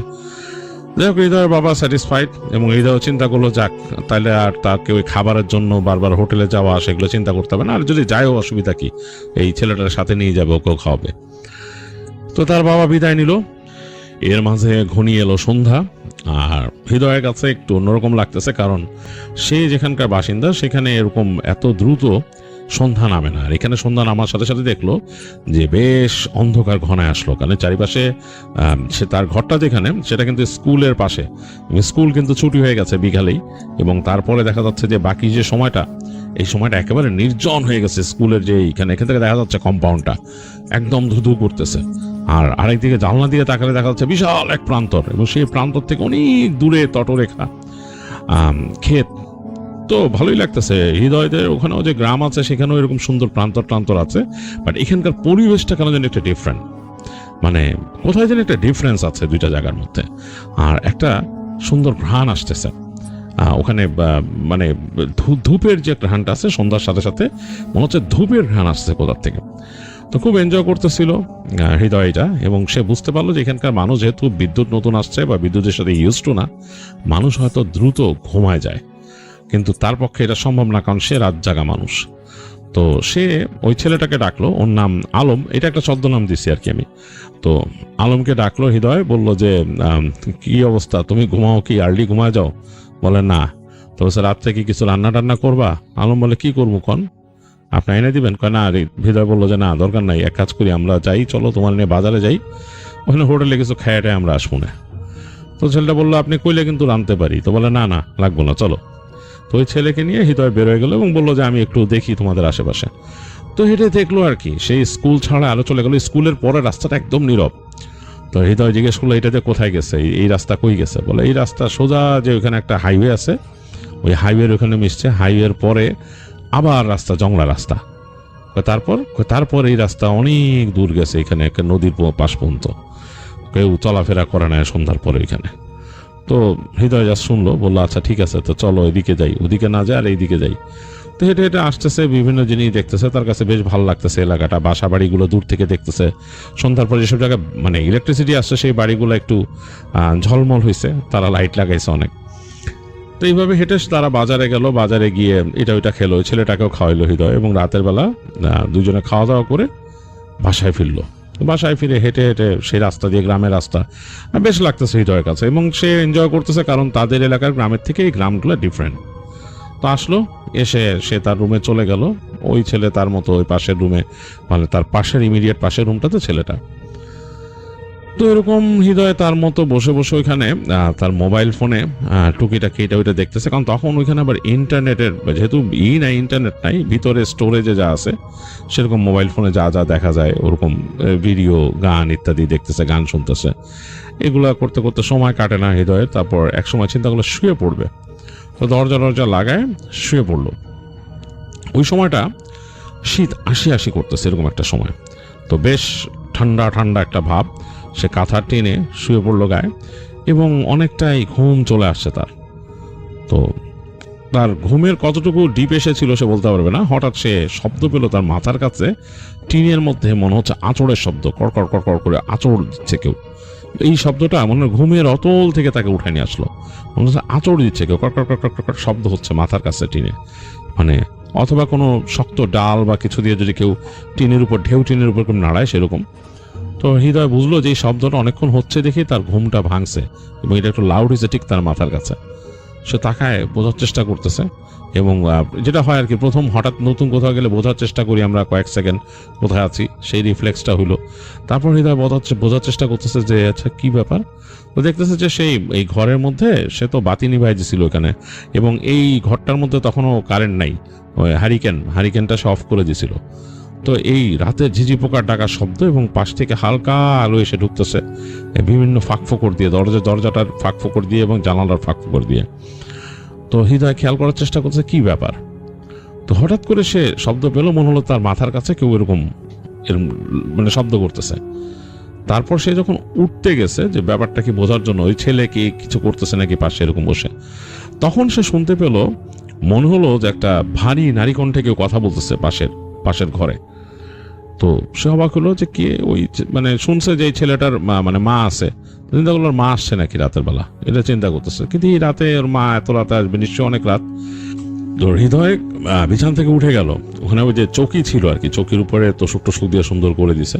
তো উঠে গেল, উঠে গিয়ে সে আস্তে করে হেঁটে তার ওই টেবিলের উপর রাখছিল তার মোবাইল ফোনটা, ওইটা চাপ দিলে জ্বলে উঠলো স্ক্রিনটা। স্ক্রিনের আলোতে সে দেখতেছে যে তার হারিকেনটা রাখা, ম্যাচটা রাখা। তো হারিকেনটা জ্বালাইলো, সে হারিকেনটা বাড়াই দিল, দিয়ে সে আস্তে করে মোবাইলটা নিয়ে সে গেল তার পাশের ঘরের যে ওই যেখান থেকে শব্দ পাইছে ওই ছেলেটা যেখানে আছে ওখানে কান পাকলো। কান পেতে সে শুনতেছে, মনে হচ্ছে একটা নারী কণ্ঠে কেউ বিলাপ করে গান গাচ্ছে, এরকম কেমন জানি সুর, একটা গানের মতো আসতেছে। মানে সুরটা কেমন জানি বুকে কামন ধরায়। আর একটু পর পর ওই ছেলেটার বলতেছে, ছেলেটা ওই পাশ থেকে কি জানি বলতেছে, আবার একটা কি মানে সেটা সে বুঝতে পারতেছে না, ওই ছেলেটার কণ্ঠ এবং চাপা টাইপের। তো হৃদয়ের একটু ভয় লাগলো, মানে এই যে কান্না বা এই যে বিলাপ করে কান্না বা সুর করে গানের মতো, আর তার সাথে ওই ছেলেটার কিছু কথা, ভারী ভারী কথা, বাট এটা বুঝতে পারতেছে না কি বলতেছে, অস্পষ্ট। হৃদয়ের কাছে ভয় লাগছে। তারপরও সে দরজা খুললো ঘরের আস্তে করে, খুব সন্তর্পণে, কারণ সে বুঝতে চায় ব্যাপারটা কি। তো খোলার পর সে ঝিঝি পোকার শব্দটা আরো লাউড হয়ে গেছে এবং সে দেখতেছে যে তার সামনে কিন্তু বারান্দার এখানে পুরা গ্রিল করা আর কি পুরোটা, এবং রাতের আকাশের আলোতে বেশ মোটামুটি উজ্জ্বলই হয়ে আছে বারান্দাটা। তো সে হেঁটে খুব সন্তর্পণে, হৃদয় আসলে করে নেই, শব্দ করে নেই, সন্তর্পণে গেল দরজার কাছে, যে দেখতেছে যে বারান্দার দরজা কিন্তু লাগানো, এবং সে হাত দিয়ে দেখলো বারান্দার দরজায় তালা মারা। তার মানে দরজা খুলে নাই কেউ, বা দরজা খুলে কেউ এসে রাখে নাই। সে আস্তে করে হেঁটে গেল পাশের রুমের দরজাটার কাছে, তো দেখলো দরজা খোলা, পাশের রুমের ছেলেটা যে আছে ওই দরজাটা খোলা, আর দরজার উপর একটা পর্দা মানে এই পর্দা আসলে খুব ওরকম লাক্সারিয়াস পর্দা না, দুইটা কাপড় দিয়ে পর্দা বানানোটা ঝুলতেছে, এবং মনে হচ্ছে হালকা হালকা পর্দাটা কাঁপতেছে বাতাসে। তো হৃদয় মনে হলো যে শব্দ যেগুলো শুনতেছিল সে নারী কণ্ঠের কান্না বা গানের সেই মানে সুর করে ওরকম, সেটা মনে হলো যে একটু লাউড হয়েছে। তো আস্তে আস্তে সে যখন নাকি পর্দার কাছে গেছে, তার কাছে মনে হলো যে ওই ছেলেটা বেশ চাপা গলায় কি জানি একটা বলল, মানে বেশ চাপা গলায়, মনে হলো যে কিছু একটা, মানে হৃদয়ের উপস্থিতি টের পাইছে এরকম। আর ওই নারী কণ্ঠটা থেমে গেল, একদম পুরো থেমে গেল। তো হৃদয় না ভয় পাইছে, তার সারা শরীর কেমন জানি একটা মানে ঝিম দিয়ে গেছে। সে কিছু না বুঝে উঠেই রুমের মধ্যে ঢুকে পড়লো। সে ঢুকে তার মোবাইলের ওই চাপ দিয়ে লাইটটা জ্বালাইলো, জ্বালায় দেখতেছে যে ওই যে ছেলেটা আলম, সে বসে আছে বিছানার মধ্যে, মাথা এরকম নিচু করে রাখছিল, মানে হৃদয়কে দেখে সামনে তাকাইছে হৃদয়ের দিকে, কেমন একটা ভাবলেশীন দৃষ্টি এবং চোখ খোলা, মনে হচ্ছে সে জেগে আছে। হৃদয় এক সেকেন্ডে ডানে বামে তাকায়, দেখলো কেউ নাই, ঘরটা খালি। তো ছেলেটাকে সে জিজ্ঞেস করলো, কি ব্যাপার, তুমি কার সাথে কথা বলতেছিলা? তো ছেলেটা তাকে জিজ্ঞেস করলো, ভাইজান কিছু লাগবে আপনার? একদম বললো, আপনার কিছু লাগবে, উত্তর না দিয়ে। তো সে বললো যে না, আমার কিছু লাগবে না, তুমি কার লয়ে কথা কও? আমি শব্দে ঘুম ভাঙলো। ছেলেটা কিছু বললো না, যান ঘুমান ভাই। তাই বলে ছেলেটা শুয়ে পড়লো বিছনার মধ্যে, এবং মনে হলো যে সে ঘুমে তলায় গেল, সাথে সাথে বিছনার মধ্যে শুয়ে তলায় গেল। তো হৃদয়ের কাছে খুব ভয় লাগলো। মোবাইলের আলো নিভে গেছিল, আবার সে চাপ দিয়ে আবার স্ক্রিন লাইট করলো, এবং ভয়ে ভয়ে আস্তে করে এসে তার রুমে আসলো। এসে সে চুপচাপ মানে দরজাটা আটকায় আস্তে করে বিছানায় শুয়ে পড়লো, এবং তার কাছে ভয় লাগতেছিল। তার কাছে কেন জানি মনে হচ্ছিল তার পাশের যে জানালার পাশে কেউ আছে, এরকম একটা ফিল নিয়ে অনেকক্ষণ জেগেছিল হৃদয়। যাই হোক, একসময় সে ঘুমায় যায়, এবং তার ঘুম ভাঙে বেলা করে। বেশ সকাল হয়ে গেছে, তখন 9টা-10টা বাজে, আর তাকে যাইতে হবে বাজারে। তার বাবা যে কাজে পাঠিয়েছে তাকে এখানে ব্যবসা, তাদের কোনো একটা সাপ্লাই এর ব্যাপার আর কি। তো যাই হোক, সে উঠলো, ঘুম থেকে উঠে তার কাছে শরীরটা ম্যাজ করতেছে, এবং তার একটু মানে মেজাজটা গরম, যে রাতের বেলা এগুলো কি আজাইরা। এবং ভূত প্রেতের ব্যাপারে তার খুব আগ্রহ, হৃদয়ের বেশ আগ্রহ, এখনো আগ্রহ, কিন্তু জিনিসটা তার কাছে ভৌতিক মনে হয়েছে। তো সে উঠেই তাড়াতাড়ি বের হয়ে গেল ঘর থেকে, যে তার মতো ফ্রেশ হয়ে আসলো বাথরুম থেকে, ওখানে চাপকল ছিল, পানি দিয়ে হাত মুখ দিয়ে ফ্রেশ হয়ে এসে সে ডাকতে, আলম, কারণ ওই ছেলেকে তো রাখাই হয়েছে তাকে হেল্প করার জন্য। তো দেখলো যে হ্যাঁ, ছেলেটা উঠে আসছে, বলছে জি ভাইয়া, ভাইজান কি দরকার? বলছে, তুমি রাত্রেবেলা কি কার সাথে তুমি কথা বলো, কে ছিল তোমার রুমের মধ্যে? তো বলছে, কই কেউ না তো। আমি শব্দ শুনলাম, তোমার এখানে কথা বলতেছিল, কাঁদতেছিল, একটা মহিলার কণ্ঠ, কে এটা? কে এইভাবে করে কোন মহিলা এখানে আসছে? পাশের রুমে কেউ আসে নাকি? তো হৃদয়টা বলে পাশে গেল, যে দেখো ওই পাশের রুম খালি, কোনো কিছুই নেই, কোনো ফার্নিচারও নাই। এই পাশের ছেলেটা যে রুমটা থাকে, তো চৌকি আছে, আলনা আছে, কোনো কিছুই নেই। হৃদয় জিজ্ঞেস করলাই, তুমি বলো আমারে কি ব্যাপার, ঘটনা কি? ছেলেটা বলতেছে, ভাইজান ভয় পাইবেন, শুনেন না, মানে আছে, আমার সাথে একটা ঘটনা আছে, ঘটনা আছে, আপনি শুনেন না। কেন, তুমি কি জিনে ধরা? তখন বলে ওইরকম কিছু একটা, আপনি চিন্তা করেন না, আপনার কিছু নেই, সমস্যা নাই। তো হৃদয়ের কাছে একটু অস্বস্তি ফিল হলো। তো ছেলেটা বলল যে ভাইজান, আমি একটু দুপুরবেলা যাবো আমার মারে ভাত দিয়েইতে, আপনি কি ঘরে থাকবেন না বাজারে যাবেন? তো হৃদয় বলতেছে যে আচ্ছা ঠিক আছে, তোমার মারে ভাত দিতে যেও, আমিও যাবো তোমার সাথে। কোথায়? আমার তো দেখা উচিত তোমাদের গ্রামটা ঘুরা, আগে যাই একটু বাজারে, তুমি আমার সাথে বাজারে চলো, কাজ সেরে তোমার সাথে যাবো। তো ছেলেটা বললো ঠিক আছে।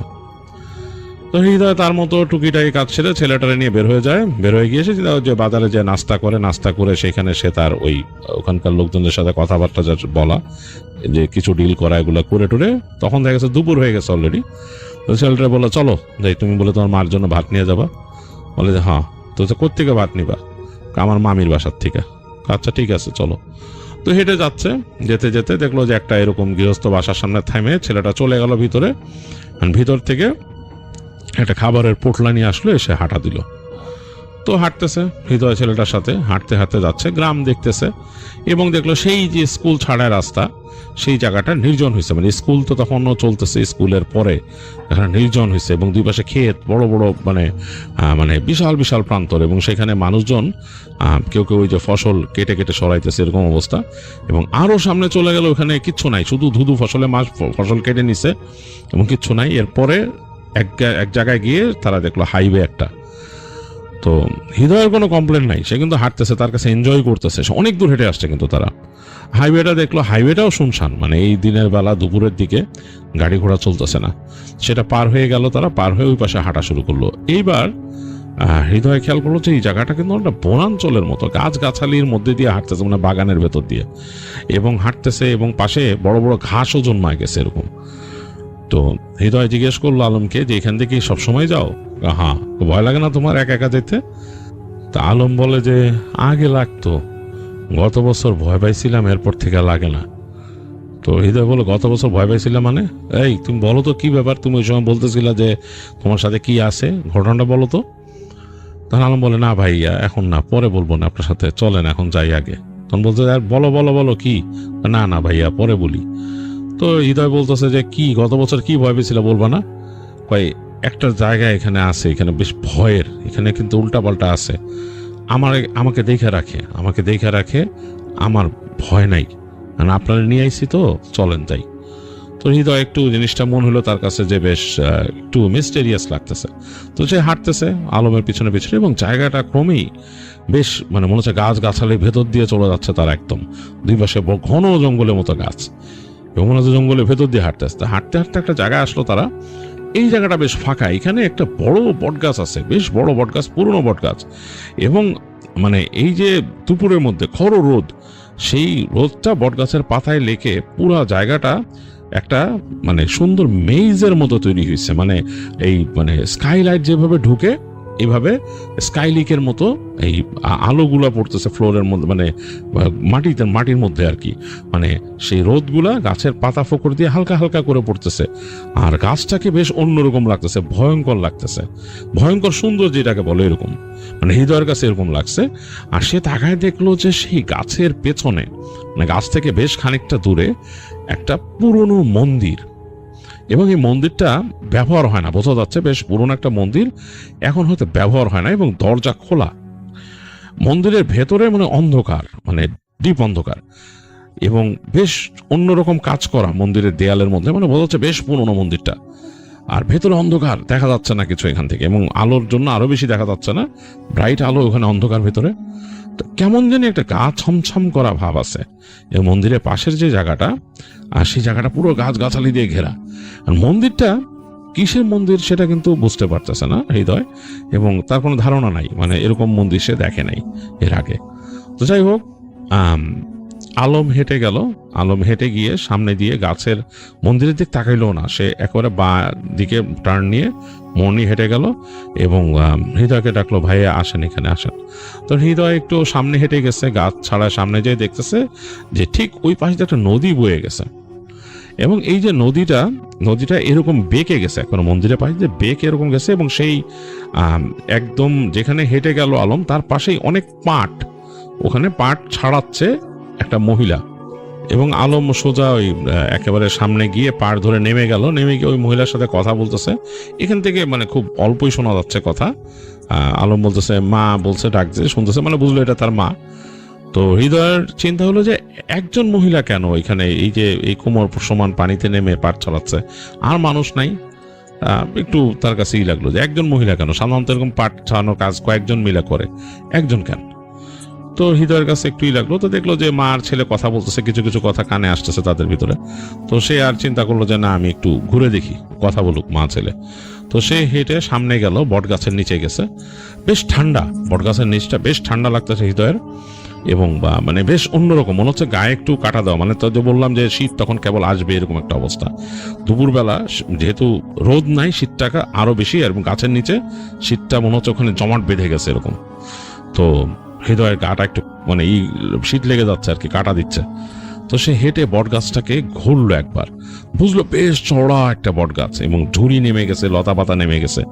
ওইটার পাশ দিয়ে একটা চক্কর মেরে সে যখন এদিকে আসছে, এখন কিন্তু সে একেবারে ওই যে পুরনো মন্দিরের দরজার কাছাকাছি আছে, পুরনো মন্দিরের দরজার কাছাকাছি।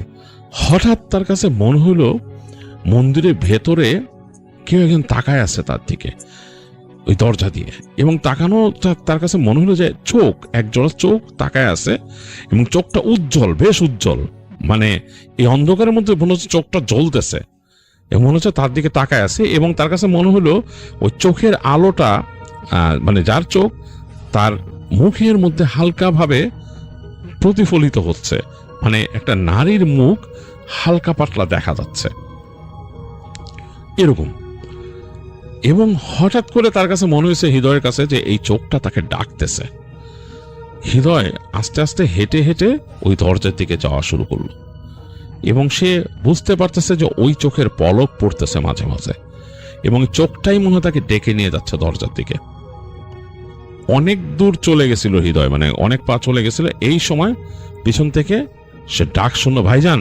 তো এটাতে তার মানে সম্মিত ফিরল আর কি। সে হঠাৎ করে মনে, কিরে, সে তাকায় দেখলো সামনে কোনো চোখ টোক কিছু নাই, অন্ধকার একটা দরজা, মন্দিরের খোলা দরজা। পিছনে ভাইজান বলে ডাকছে, ভাইজান এদিকে আসেন, ভাইজান এদিকে আসেন, মানে খুব ব্যস্ত হয়ে ডাকতেছে ছেলেটা। এবং দেখলো একটু পর ছেলেটা সামনে এসে তাকে টেনে ধরলো হাত। মানে এই ছেলেটা কিন্তু অনেক অন্যরকম, আলম ছেলেটা একটু ঠান্ডা টাইপের, সে হাত ধরে টানার প্রশ্নই আসে না হৃদয়কে, কিন্তু চলেন চলেন, তাড়াতাড়ি চলেন এখান থেকে। তো হৃদয় বললো যে কি হয়েছে, তুমি এরকম করতেছো কেন? বলে আপনি চলেন তো, আপনি তাড়াতাড়ি চলেন, বলে হাঁটা দিল, এবং তাকে টেনে নিয়ে যাচ্ছে হৃদয়কে। তো হৃদয় আর কিছু বললো না, সে হাঁটতেছে। সে শুধু মনে করলো কে কাকে দেখছিল, সে ভিতরে এরকম চোখ তুলতেছে, ডাকতেছে। এবং হৃদয়কে নিয়ে মানে টেনেই হাত ধরেই নিয়ে চলে আসছে অনেক দূর আলম। আস্তে আস্তে এক সময় হাতটা ছাড়লো, ছেলে বলে চলেন ভাইয়া। তো হৃদয় বলতেছে কি ঘটনা বলো তো, তুমি এরকম ভাবে আমরা টাইনা নিয়ে আসলো ওইখান থেকে। তো আলম তাকে বলছে, ভাই আপনি কি কিছু দেখছিলেন সামনে? আপনি ওইদিকে যাইতেছিলেন কেন মন্দিরের ভিতরে? তখন হৃদয় একটু থতমত খেয়ে গেল। সে বললো যে তোমার কি মনে হয় আমি কিছু দেখছি? হ্যাঁ আপনি দেখছেন কিছু। কি দেখছেন? তখন বললো যে আমি দেখছি একজোড়া চোখ, একটা মানুষ বা কিছু একটা আমার ডাকতেছে ভিতরে। তো বলে খুব ভালো করছেন, আল্লাহ আপনার বাঁচাই দিচ্ছে, আপনি জান নাই। বলে কেন? সমস্যা আছে এখানে। আপনার আমি বলছিলাম না যে আমার কিছু একটা হয়েছিল এখানে, সেটা এখানে এসে হয়েছিল। আপনারা বলবো চলেন, কিন্তু এখান থেকে এখানে দাঁড়ায় না, চলেন। তো বলে হাঁটতে হাঁটতে তাকে নিয়ে গেল, এবং ওই রাস্তা পার হওয়ার আগ পর্যন্ত আলম আর কোনো কিছু বলল না হৃদয়কে। এবং রাস্তা যখন পার হয়ে গেছে তখন আলম বলা শুরু করলো, ভাইয়া বুঝছেন, এই যে দেখছেন ওই নদী, ওইখানে ওই পাট করে, এইখানে আসলে কেউ কাজ করতে চায় না। এই যে পাট ছাড়া যে কেউ কাজ করতে চায় না, এবং এই মহিলারাই করতো আর কি কাজটা। এখানকার মহিলারাই মেইন কাজ করে, গ্রামের এখানকার মহিলারাই মূল কর্মটা, এরাই কাজ করে। কিন্তু ওই জায়গাটায়, ওইখানে যে পার্টি করে, ওই জায়গায় কেউ যাইতে চায় না। আমার মা আবার অনেক সাহসী, আমার মা এই কাজগুলা করে, সে যায় যে পাট চালায়। তো মার লগে সাধারণত আরেকজন মহিলা কাজ করতো, দুইজন। আর আমি তো এরকম খাবার নিয়ে যাইতাম, এটা আমার মায়ের জন্য খাবার নিয়ে দুপুরে যাইতাম, বইতাম। মায়ের খাওয়া শেষ হলে এই থালা বাটি নিয়ে আসতাম আমি, মা খাইতো। আবার অনেক সময় মায়ের সাথে আমি বইও খাইতাম। তো গত বছর কি হয়েছে জানেন? কি বলে, একদিন এরকম আমি যাইতেছি খাবার লয়ে, তো ওই দিন ঝড় বৃষ্টি আইব, আকাশ মেঘ করে লাইছে, মানে একদম পুরা গড় গড় করে মেঘ ডাকতেছে, অন্যরকম একটা অবস্থা। এবং মাঝে মাঝে হঠাৎ বৃষ্টি হয়ে যাচ্ছে ঝুম। তা আমি রওনা দিছি আমার মামার বাসার থেকে খাবার নিয়ে, হাতে একটা ছাতি আর খাবারের এই মানে পোটলার সাথে। তো আইতেছি, আই হাইওয়ে পার হইলাম, এখান দিয়ে ঢুকলাম জঙ্গল দিয়া। জঙ্গল তো মনে করেন যে অন্যরকম অন্ধকার, আর আমার বয়স আর একটু কম ছিল, গত বছর 1 বছর কম ছিল তখন। হাইটে আইতেছি, আর আমি তখন ভয় পাইতাম, এখন না ভয় পাই না। কেন পাই না সেটা কমুন আপনারে। তো তখন ভয় পাইতাম, তো তখন এইখান দিয়ে আইতেছি, ভয় লাগতেছে। আকাশ অন্ধকার হয়ে গেছে মেঘে ঢাইকা, একদম গুড়গুড় করে বিজলি চমকায় আর বাস পড়ে। এর মধ্যে দিয়ে হাঁটতে হাঁটতে হাঁটতে হাঁটতে একসময় আইলাম এই গাছের কাছে। কেন জানি গাছের কাছে এসে ভয় লাগলো ভাইজান। তাকায় দেখি ওই মন্দিরের দরজার মধ্যে 2টা চোখ আমার দিকে তাকায় আছে। তা আমার একেবারে মানে কলজা শুকায় গেল যে ব্যাপারটা কি। পর মুহূর্তে দেখলাম নাই। তো মনে করলাম এটা হয়তো আমার মনের ভুল, ভয় পাইতেছি এর জন্য। তো হাইটা হাইটা যখন আরেকটু সামনে গেছি, হঠাৎ করে একটা গঙ্গানির শব্দ শুনলাম। গঙ্গানির শব্দ শুনে আমি দেখি ওই যে মন্দিরের পাশের জায়গাটার থেকে ওই যে গাছগাছালি দেখছেন না, ওই জায়গায় কিন্তু পুরানো একটা পুষ্করণী আছে, মানে কেউ যায় না। ওই পুষ্করণীর সামনের রাস্তা দিয়া আমি দেখি একটা মানুষ খাড়া রইছে, হে বেটার লুঙ্গি পরা, খালি গায়ে, কিন্তু তার মাথাটা দেখা যায় না।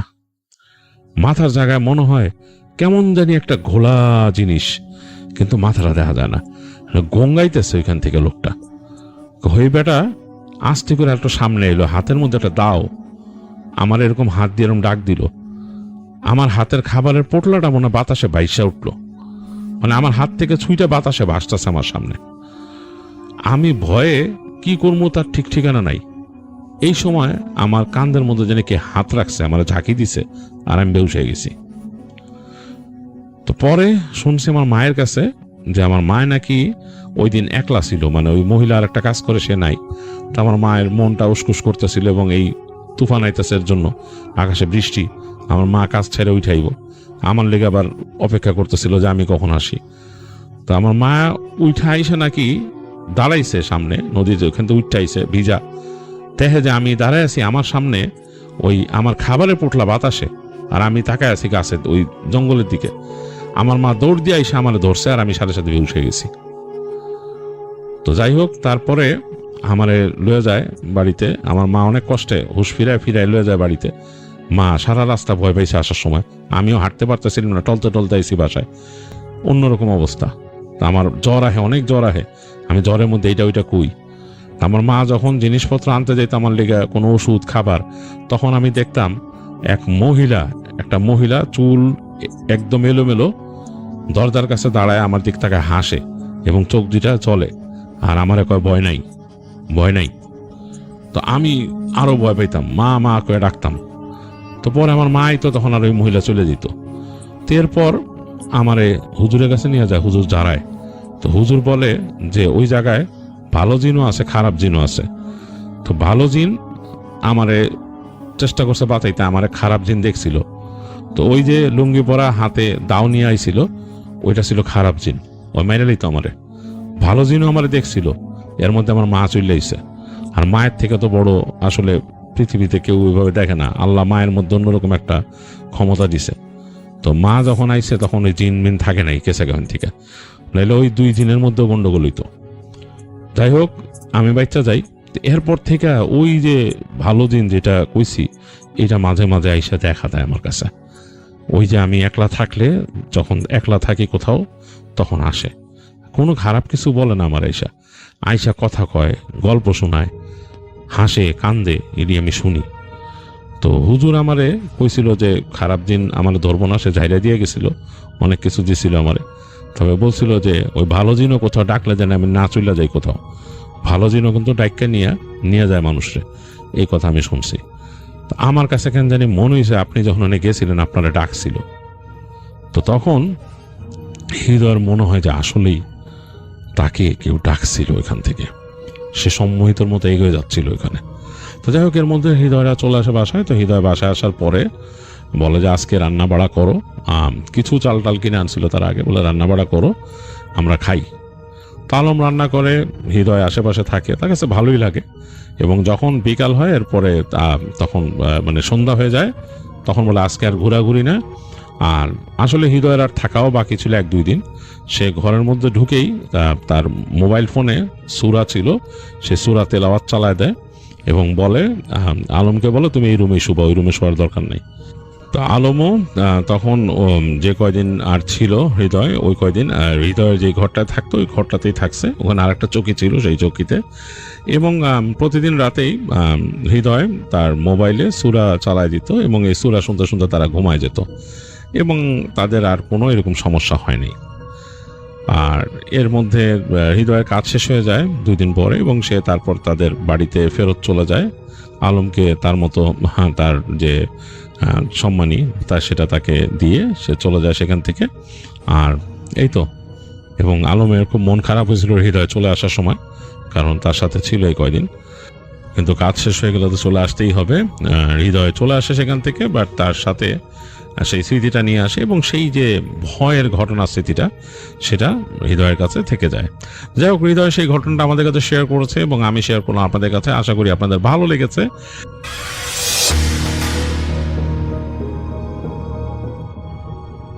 ধন্যবাদ রাসেল ভাই আমাকে পুনরায় ঘটনা বলার সুযোগ দেওয়ার জন্য। আমার নাম হচ্ছে রিপন, আমি এসেছি লালমিয়ার থেকে।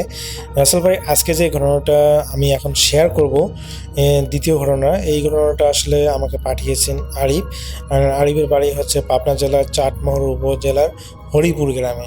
তো আরিফ ভাই তার নিজের জীবনে ঘটে যাওয়া একটা অদ্ভুত ঘটনা আমাকে শেয়ার করেছেন, সেই ঘটনাটা আমি এখন আপনাকে শেয়ার করতেছি। তো আরিফ ভাইদের পুরনো বাড়ি মেরামত করার জন্য তারা আসলে সংস্কারের কাজ চালাচ্ছিলেন, সে সময় একটা ভয়ানক ঘটনা ঘটে। তো আমি ঘটনায় চলে যাচ্ছি। তো বাড়ির বিভিন্ন জায়গায় খোঁড়াখুড়ির পর সময়ে তাদের বাড়ির মেঝের এক কোণে যখন ঘুরতে গিয়ে তারা একটা পুরোনো দিনের একটা পিতলের কৌটা পান। তো এই কৌটাটা আরিফ ভাই যখন খোলেন, তিনি ভিতরে দেখতে পান যে একটা সোনার আংটি। তো আংটিটা বেশ ভারী ছিল এবং আংটির উপরে একটি কালো লাল রঙের পাথর বসানো ছিল। আংটিটা দেখতে বেশ সুন্দর ছিল। তো আরিফ ভাই শখ করে আংটিটি পরিষ্কার করেন এবং তিনি তার একটা আঙ্গুলে পড়েন।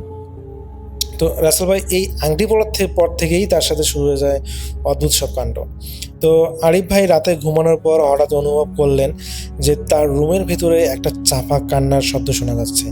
তিনি উঠে লাইট জ্বালালেন, কিন্তু রুমে কেউ ছিল না। তিনি লক্ষ্য করলেন তার হাতের আংটিটি আগের চেয়ে অনেক বেশি উজ্জ্বল হয়ে উঠেছে এবং লাল পাথর থেকে মনে হচ্ছে যে ভিতর থেকে একটা আভা বের হচ্ছে। তিনি আংটিটা হাত থেকে খুলতে চাইলেন, কিন্তু আশ্চর্যজনক বিষয় রাসেল ভাই, আংটিটা তার আঙ্গুলের সাথে এমনভাবে আটকে গেছে যে মনে হচ্ছে সেটা চামড়ার সাথে মিশে গেছে। মানে সুপারগুলো লাগালে যেরকম হয় সেরকম। কোনোভাবেই তিনি সে আংটিটাকে আঙ্গুল থেকে সরাতে পারলেন না। ওই রাতে তিনি যখন আংটিটাকে সে সরাতে পারলেই না, তো তিনি চেষ্টা করলেন না, তিনি শুয়ে পড়লেন এবং তিনি স্বপ্নে দেখলেন যে একজন বয়স্ক মহিলা তার শিউরে দাঁড়িয়ে এক দৃষ্টিতে তার হাতের দিকে তাকিয়ে আছেন এবং বিড়বিড় করে কিছু একটা বলতেছেন। তিনি দেখেন যে সেই মহিলাটা বা বয়স্ক মহিলাটা বিড়বিড় করে যে আওয়াজটা বলতেছেন বা কথাগুলো বলতেছেন, সেটা শুনতে এরকম মনে হচ্ছে যে অনেকগুলো বৃদ্ধ মহিলার একসাথে যদি একটা কথা বলেন, সেই কথাটা শুনতে যেরকম হয় সেরকম। তো তিনি শুনতে পেলেন যে বা বুঝতে পারলেন যে সেই মহিলাটা বলতেছেন যে এই আংটিটা আমার আংটি আমাকে ফেরত দে, এইভাবে বলতেছে। তিনি বুঝতে পারলেন। তো পরের দিন সকালে ঘুম থেকে উঠে আরিফ ভাই দেখলেন তার ডান হাতটা একদম নীল হয়ে আসছে। তো এটা দেখে তিনি বেশ অবাক হলেন যে এটা কিভাবে সম্ভব, এবং সেই সাথে দেখলেন যে মানে এতটাই নীল হয়েছে যে তিনি মনে করলেন যে যেন রক্ত চলাচল বন্ধ হয়েছে, যার কারণে হয়তো তার হাতের কালারটা পরিবর্তন হয়ে গেছে। তো তিনি ভয় পেয়ে যান। তো এরপর তিনি ডাক্তারের কাছে যাওয়ার সিদ্ধান্ত নিলেন, কিন্তু বাড়ি থেকে বের হওয়ার সময় লক্ষ্য করলেন প্রতিবারই কোনো না কোনো বাধা আসতেছে। যেমন বিশেষ করে যখন তিনি বাইক স্টার্ট করতে চাইলেন, দেখলেন যে বাইকটা স্টার্ট হচ্ছে না। অনেক চেষ্টা করলেন, কিন্তু কোনোভাবেই তার বাইকটা স্টার্ট করতে পারলেন না। তো আবার যখন তিনি হেঁটে বের হতে গেলেন, দেখলেন যে গেটের সামনে একটা কালো বিড়াল মরে পড়ে আছে এবং সেখান থেকে প্রচণ্ড পরিমাণ দুর্গন্ধ ছড়াচ্ছে। তো আরিফ ভাই ভয় পেয়ে আবার ফিরে এলেন। তো দুপুরবেলা যখন তিনি আবার আয়নার সামনে দাঁড়িয়েছিলেন, তিনি দেখেন যে আয়নায় তার প্রতিবিম্বের ঠিক পিছনে সেই স্বপ্নে দেখা বৃদ্ধ মহিলা দাঁড়িয়ে আছে। মহিলাটা পরনে ছিল অনেক পুরোনো দিনের ময়লা একটা শাড়ি এবং তার চোখ দুটো ছিল একদম সাদা। আরিফ ভাই এটা দেখে তো ভয়ে দিলেন এক চিৎকার, কিন্তু যখনই তিনি চিৎকার দিয়ে পিছনে ফিরে তা দেখতে চাইলেন, তিনি দেখলেন যে পিছনে কেউ নেই। তো এরপর যখন তিনি পুনরায় আয়নার দিকে তাকালেন এবং তিনিও দেখলেন যে আয়নার ভিতরে আসলে কেউ নেই, এবং ততক্ষণে তিনি একটা জিনিস অনুভব করলেন, সেটা হচ্ছে যে যখন তিনি আয়নার দিকে তাকিয়ে দেখার চেষ্টা করতেছেন যে আয়নায় দেখা যাচ্ছে কিনা, তিনি অনুভব করলেন যে তার ঘাড়ের মধ্যে কেউ একজন একটা হাত রেখেছে, এবং তিনি দেখলেন যে তার আঙ্গুলে থাকা সেই আংটিটা পুনরায় এখন আলো বিকিরিত করতেছে, এবং এই আংটিটা মানে একটা কাঁপতেছে, এবং সেই সাথে সেই আংটির থেকে একটা আলো বের হওয়ার সাথে সাথে সে মনে হচ্ছে যে সেই আংটিটা একটা মানে উত্তপ্ত হচ্ছে, গরম হচ্ছে। তো তিনি চিন্তা করলেন যে এটা যদি গরম হতে থাকে তাহলে তো অবস্থা খারাপ হবে, এবং তিনি এটাও দেখেন যে হ্যাঁ সত্যি সত্যি সেই আংটিটা ধীরে ধীরে গরম হচ্ছে, কিন্তু কোনোভাবেই তিনি সেই আংটিটা খুলতে পারতেছেন না। এক পর্যায়ে রাসেল ভাই সেই আংটিটা এত পরিমাণ গরম হয়ে যায় যে তিনি আসলে তার কান্না ধরে রাখতে পারেননি, তিনি প্রচণ্ড পরিমাণ চিৎকার দিয়ে কান্না শুরু করে দেন। তো এরপর আরিফ ভাইয়ের বাবা মা তার রুমে চলে আসে এবং জিজ্ঞেস করে, কিরে কী হয়েছে, তুই এইভাবে কান্না চেঁচামেচি করতেছিস কেন, কান্না করতেছিস কেন? পরে রাসেল ভাই যখন আরিফ ভাই সেই আংটিটার কথা বলতে যাবেন তার বাবা মাকে, দেখেন যে সে আংটিটা তার আঙ্গুলে নেই। তো তিনি অবাক হয়ে যান যে আংটি কোথায় গেল। তো যখনই দেখলেন যে আংটিটা নেই, যখন তার বাবা মা বারবার জিজ্ঞেস করলে, কিরে কী হয়েছে, বলে কথা বলিস না কেন, আর চিৎকার চেঁচামেচি করতেছিস কী জন্যে, বল কী হয়েছে? তো তখন আরিফ ভাই বললেন যে এরকম ঘটনা, কালকে থেকে এরকম আমার সাথে ঘটনা ঘটছে। তো যখন বাবা মা জিজ্ঞেস করলো, দেখি কই আংটি, যখনই আংটিটা তিনি দেখাতে গেলেন, দেখলেন যে সেখানে আংটির জায়গায় আংটি নেই, কিন্তু রাসেল ভাই তার ওই যে আঙ্গুলে তিনি আংটিটা পরেছিলেন, সে আঙ্গুলে এক স্পষ্ট পোড়া দাগ দেখা যাচ্ছে। মনে হচ্ছে যে এখানে কেউ যেন আগুন দিয়ে একটা আংটির ছাপ, যেমন একটা উত্তপ্ত আংটি একটা আঙ্গুলে যদি দিয়ে রাখা হলে যেরকম ঝলসে যায়, সেই রকম স্পষ্ট দেখা যাচ্ছে। তো এটা থেকে তো আরিফ ভাইয়ের বাবা মা বেশ অবাক হলো, কিরে তোর হাত পুড়ে গেছে কীভাবে? তো পরে যখন আরিফ ভাই বললো যে এরকম আংটিটা এরকম গরম হয়েছিল, কিন্তু এখন তো আমি সেই আংটিটা দেখতে পাচ্ছি না, এখন তো আংটিটা দেখাচ্ছে না। তো এরপরে আরিফ ভাইকে ডাক্তার কাছে নিয়ে যাওয়া হয়, নিয়ে যাওয়ার পর তার হাতটা ড্রেসিং করা হয়।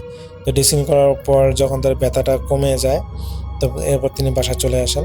তো সব কিছু স্বাভাবিক ছিল, কিন্তু রাসেল ভাই এখানে সব কিছু স্বাভাবিক থাকলে খুব ভালো হতো, কিন্তু তিনি রাতের বেলা সেই বৃদ্ধ মহিলাটাকে দেখতে পান, এবং সেটা এখন তাকে দেখে হাসতেছে এবং তাকে হুঁশিয়ার করে বলতেছে যে তোর ভাগ্য ভালো, তোর বাবা মার কাছে তুই এই বিষয়টা শেয়ার করেছিস, যদি শেয়ার না করতি তাহলে তোকে আমি মেরে ফেলতাম। তো রাসেল ভাই এখানে আসলে আরিফ ভাই কোনোভাবেই বুঝতে পারে না যে সে কি দোষ করেছে, যার কারণে এই বুড়িটা বা বৈদ্য মহিলাটা তাকে ভয় দেখিয়ে দেখাচ্ছে বা দেখিয়েছিল, তিনি কোনোভাবেই বুঝতে পারেন না। তো এরপরে আসলে পরের দিন যখন সকাল হয়, তখন রাসেল ভাই আর আরিফ ভাই সব কিছু তার মাকে শেয়ার করেন যে মা এরকম সেই বুড়িটা আমার স্বপ্নে এসে এভাবে ধমক দিয়েছিল। তো তার মা যেহেতু একটু চালাক টাইপের ছিল, এবং তিনি বুঝতে পারেন যে হয়তোবা এখন সেই বৃদ্ধটা ছেড়ে দিয়েছে, কিন্তু ভবিষ্যতে যদি সমস্যা করতে পারে, এই জন্য পরবর্তীতে আরিফ ভাইকে একটা হুজুরের মাধ্যমে রোগাইয়া করা হয়, এবং হুজুর বলেন যে ওই বৃদ্ধ মহিলাটা আসলে এই আংটিটা তার ছিল। তো এই আংটিটা আসলে আরিফ পড়ার কারণে যে ওই বৃদ্ধ মহিলার আর কি আরিফের উপর চড়া হয়, যেহেতু এখন আংটিটা আসলে ওই বৃদ্ধ মহিলা নাকি খুলে সেদিন রাতে, মানে সেদিনের ঘটনার পর আসলে আংটিটা খুলে নিয়ে গেছে। তো এরপর থেকে আসলে এই সমস্যা আর হবে না বলে সেই হুজুর জানায়। তো পরবর্তীতে আরিফ ভাই সেই হুজুরের কথা মতো যা যা করা দরকার তাই করে। এরপরে আসলে আরিফ ভাইয়ের সাথে আর এই ধরনের আসলে কোনো ঘটনা ঘটে নাই। তো আরিফ ভাইয়ের এটা নিজের একটা বাস্তব ঘটনা ছিল, তিনি এটা শেয়ার করেছেন এবং তিনি জানিয়েছেন যে তার দাদুর নাকি এবং দাদির কিছু ঘটনা আছে, তিনি পরবর্তীতে শেয়ার করবেন। তো রাসেল ভাই তিনি আমার কাছে শেয়ার করলে আমি অবশ্যই শেয়ার করব। তো এটাই ছিল আরিফ ভাইয়ের ঘটনা।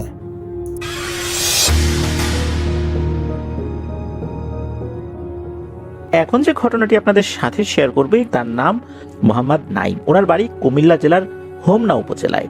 সঙ্গত কারণে গ্রামের নামটি উনি প্রকাশ করেননি। আর এই ঘটনাটি যার সাথে ঘটেছে তিনি এই নাইম ভাইয়ের বন্ধু, যার নাম হচ্ছে আকাশ। এই আকাশ ভাই বর্তমানে ঢাকার মিরপুর 11-তে বসবাস করছেন। চলুন ঘটনায় চলে যাই।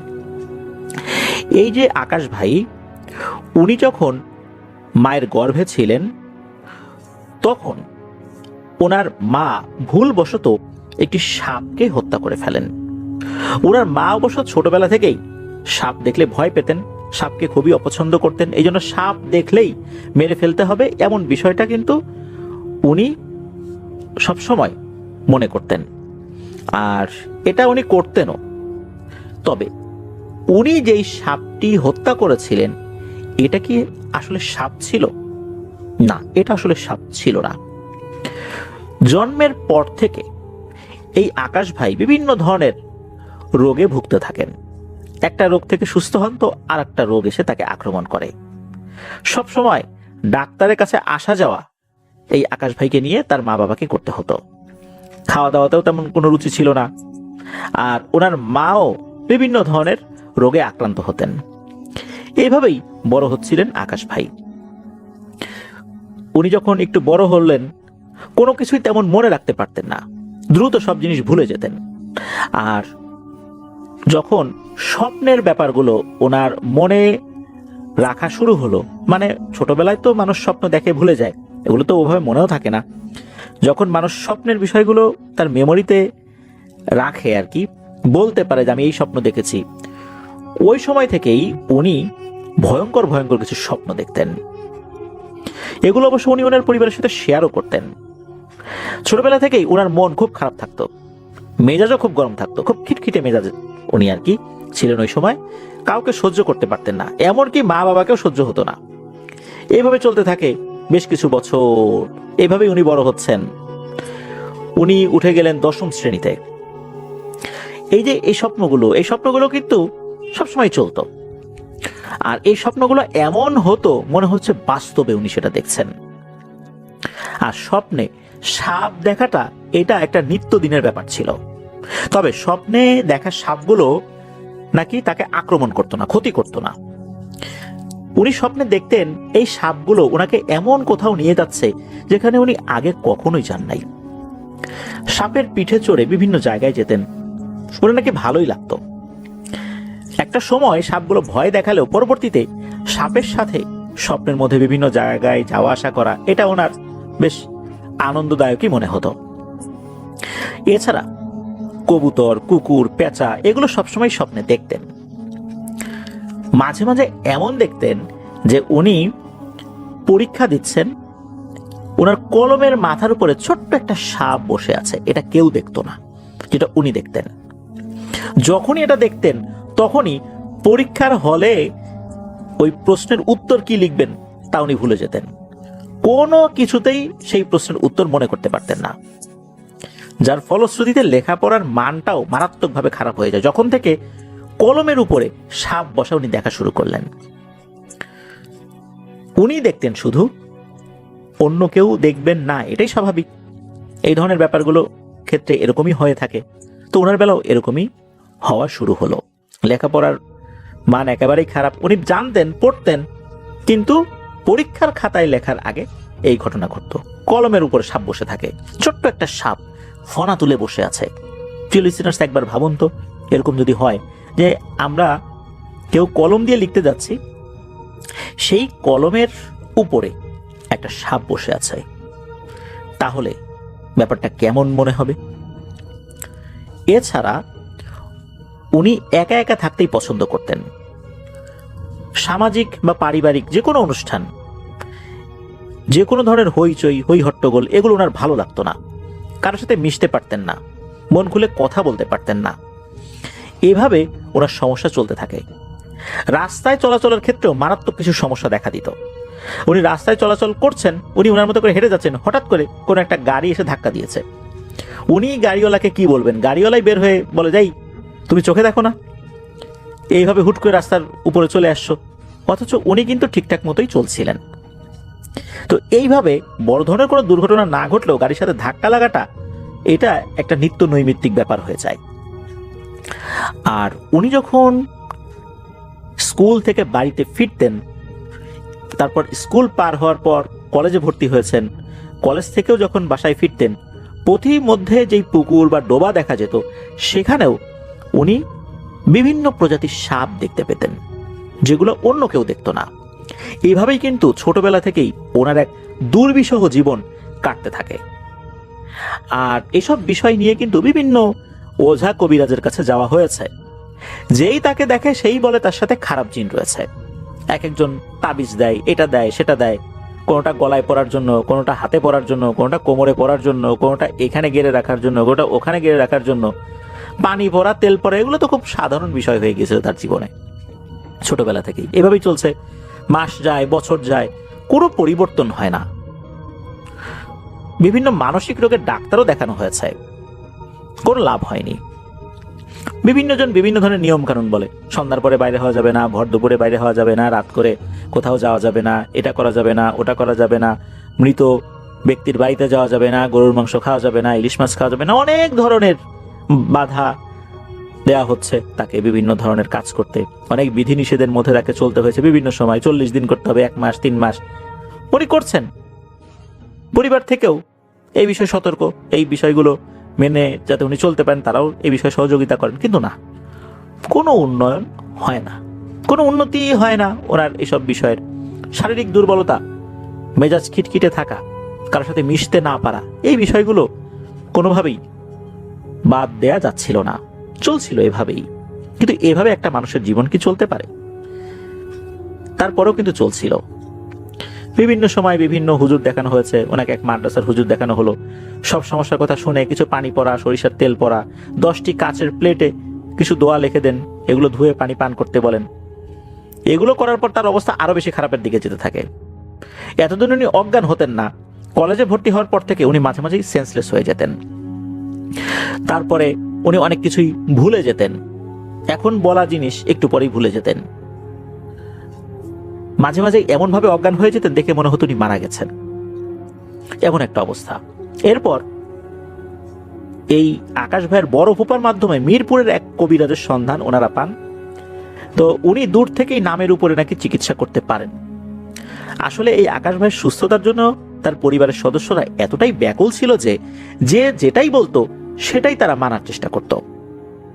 উনি বলে দেন 1 মাস ঘর থেকে বাইরে বের হওয়া যাবে না, সবকিছু বাসার ভিতরে, লেখাপড়া যাবতীয় যা কিছু সব বাসার ভিতরে থেকেই করতে হবে, কোনোভাবেই বাড়ির বাইরে হওয়া যাবে না, বাড়ির বাইরে বের তো হবেই না, যদি খুব একান্তই প্রয়োজন হয় বাড়ির ছাদে যাওয়া যেতে পারে সূর্যের আলো লাগানোর জন্য, এছাড়া না।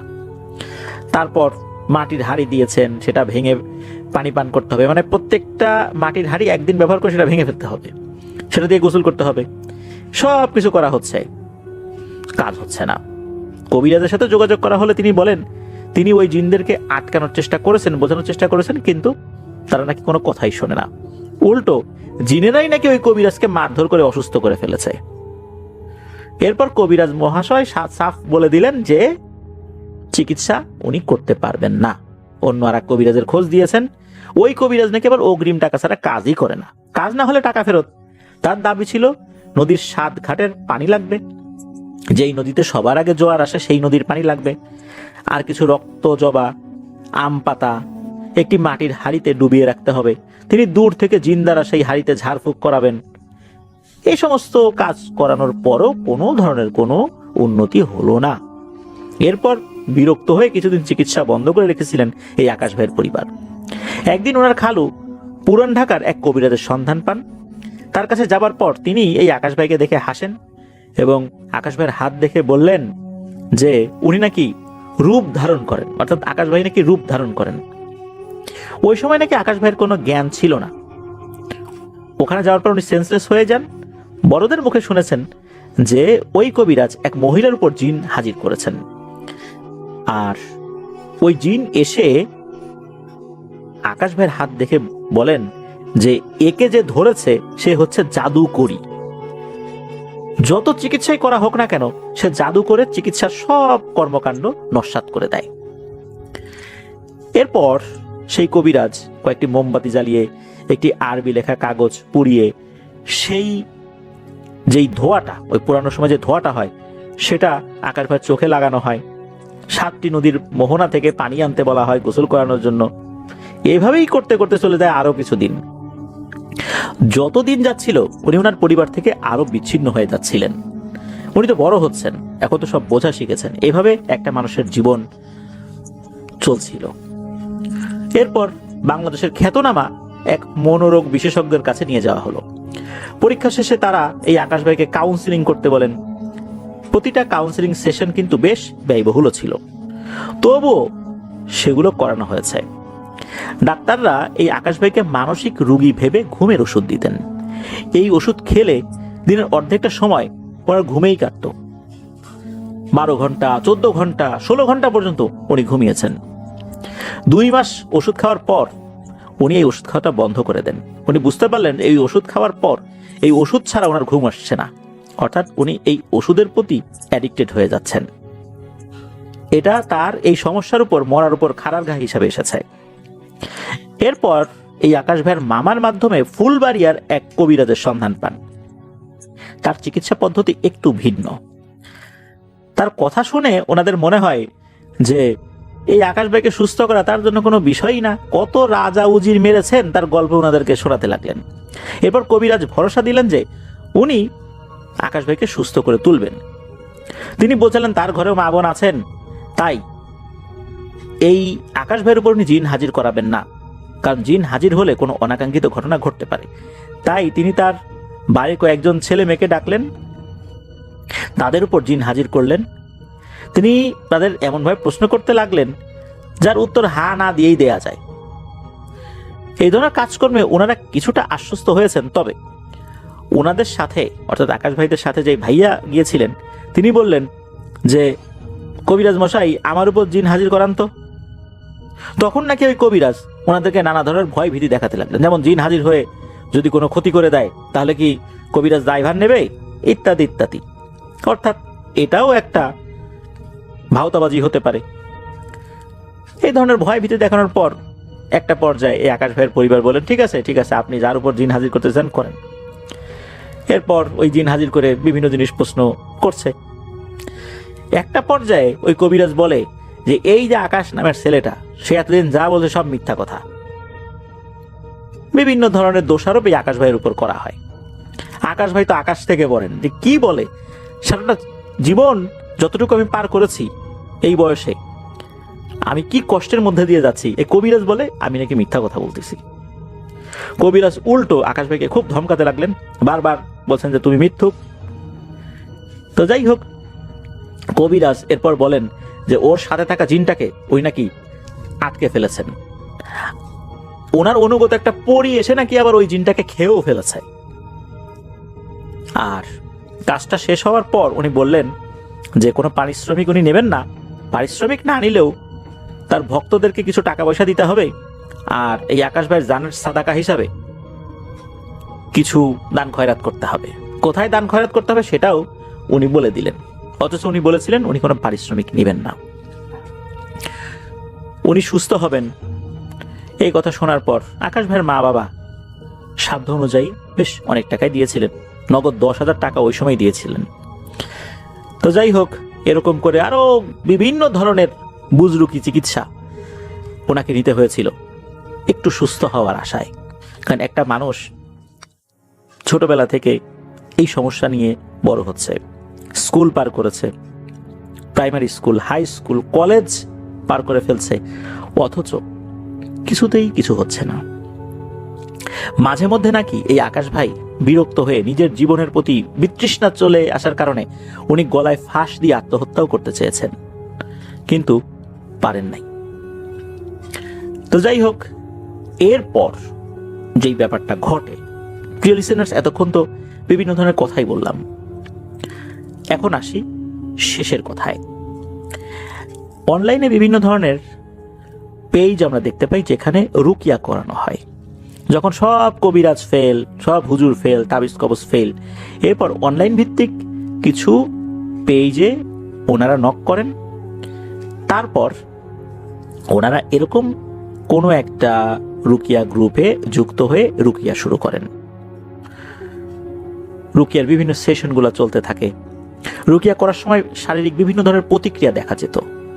শ্বাসকষ্ট শুরু হয়ে যেত, দাঁতে দাঁত লেগে যাওয়া, আত্মহত্যা করার প্রবণতা, গোংরানি, এভাবে চলতে থাকে।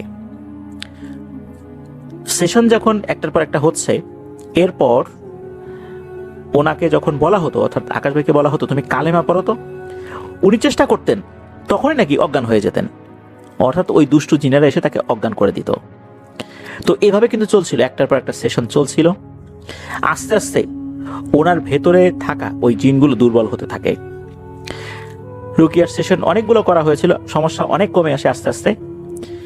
এরপর আবার উনি স্বাভাবিক জীবনে ফেরত আসতে শুরু করলেন। এই আকাশ ভাই কিন্তু নামাজ রোজা করতে পারতেন না। প্রবল ইচ্ছা থাকা সত্ত্বেও ওই নামাজ পড়তে পারতেন না। নামাজে দাঁড়ালে সব ভুলে যেতেন। কয়টা সেজদা করলেন ভুলে যেতেন, কয় রাকাত নামাজ পড়লেন সেটা ভুলে যেতেন। নামাজের ভিতরে একসময় বিরক্ত হয়ে বিতৃষ্ণা চলে এসে নামাজ ছেড়ে দিতেন। রোজা করতে পারতেন না। রোজা রাখলেও এমন ক্ষুধা লাগতো, বা ভুলে খাবার খেয়ে ফেলতেন, ইচ্ছা করেও খাবার খেয়ে ফেলতেন, মানে এমন ভয়ঙ্কর ক্ষুধা মনে হতো উনি মারা যাবেন। তো এইভাবেই জীবনের অনেকগুলো বছর উনি পার করে ফেলেছেন। আল্লাহর রহমতে শরিয়া সম্মত রুকিয়া নেয়ার পর উনি স্বাভাবিক জীবনে ফেরত আসতে থাকেন।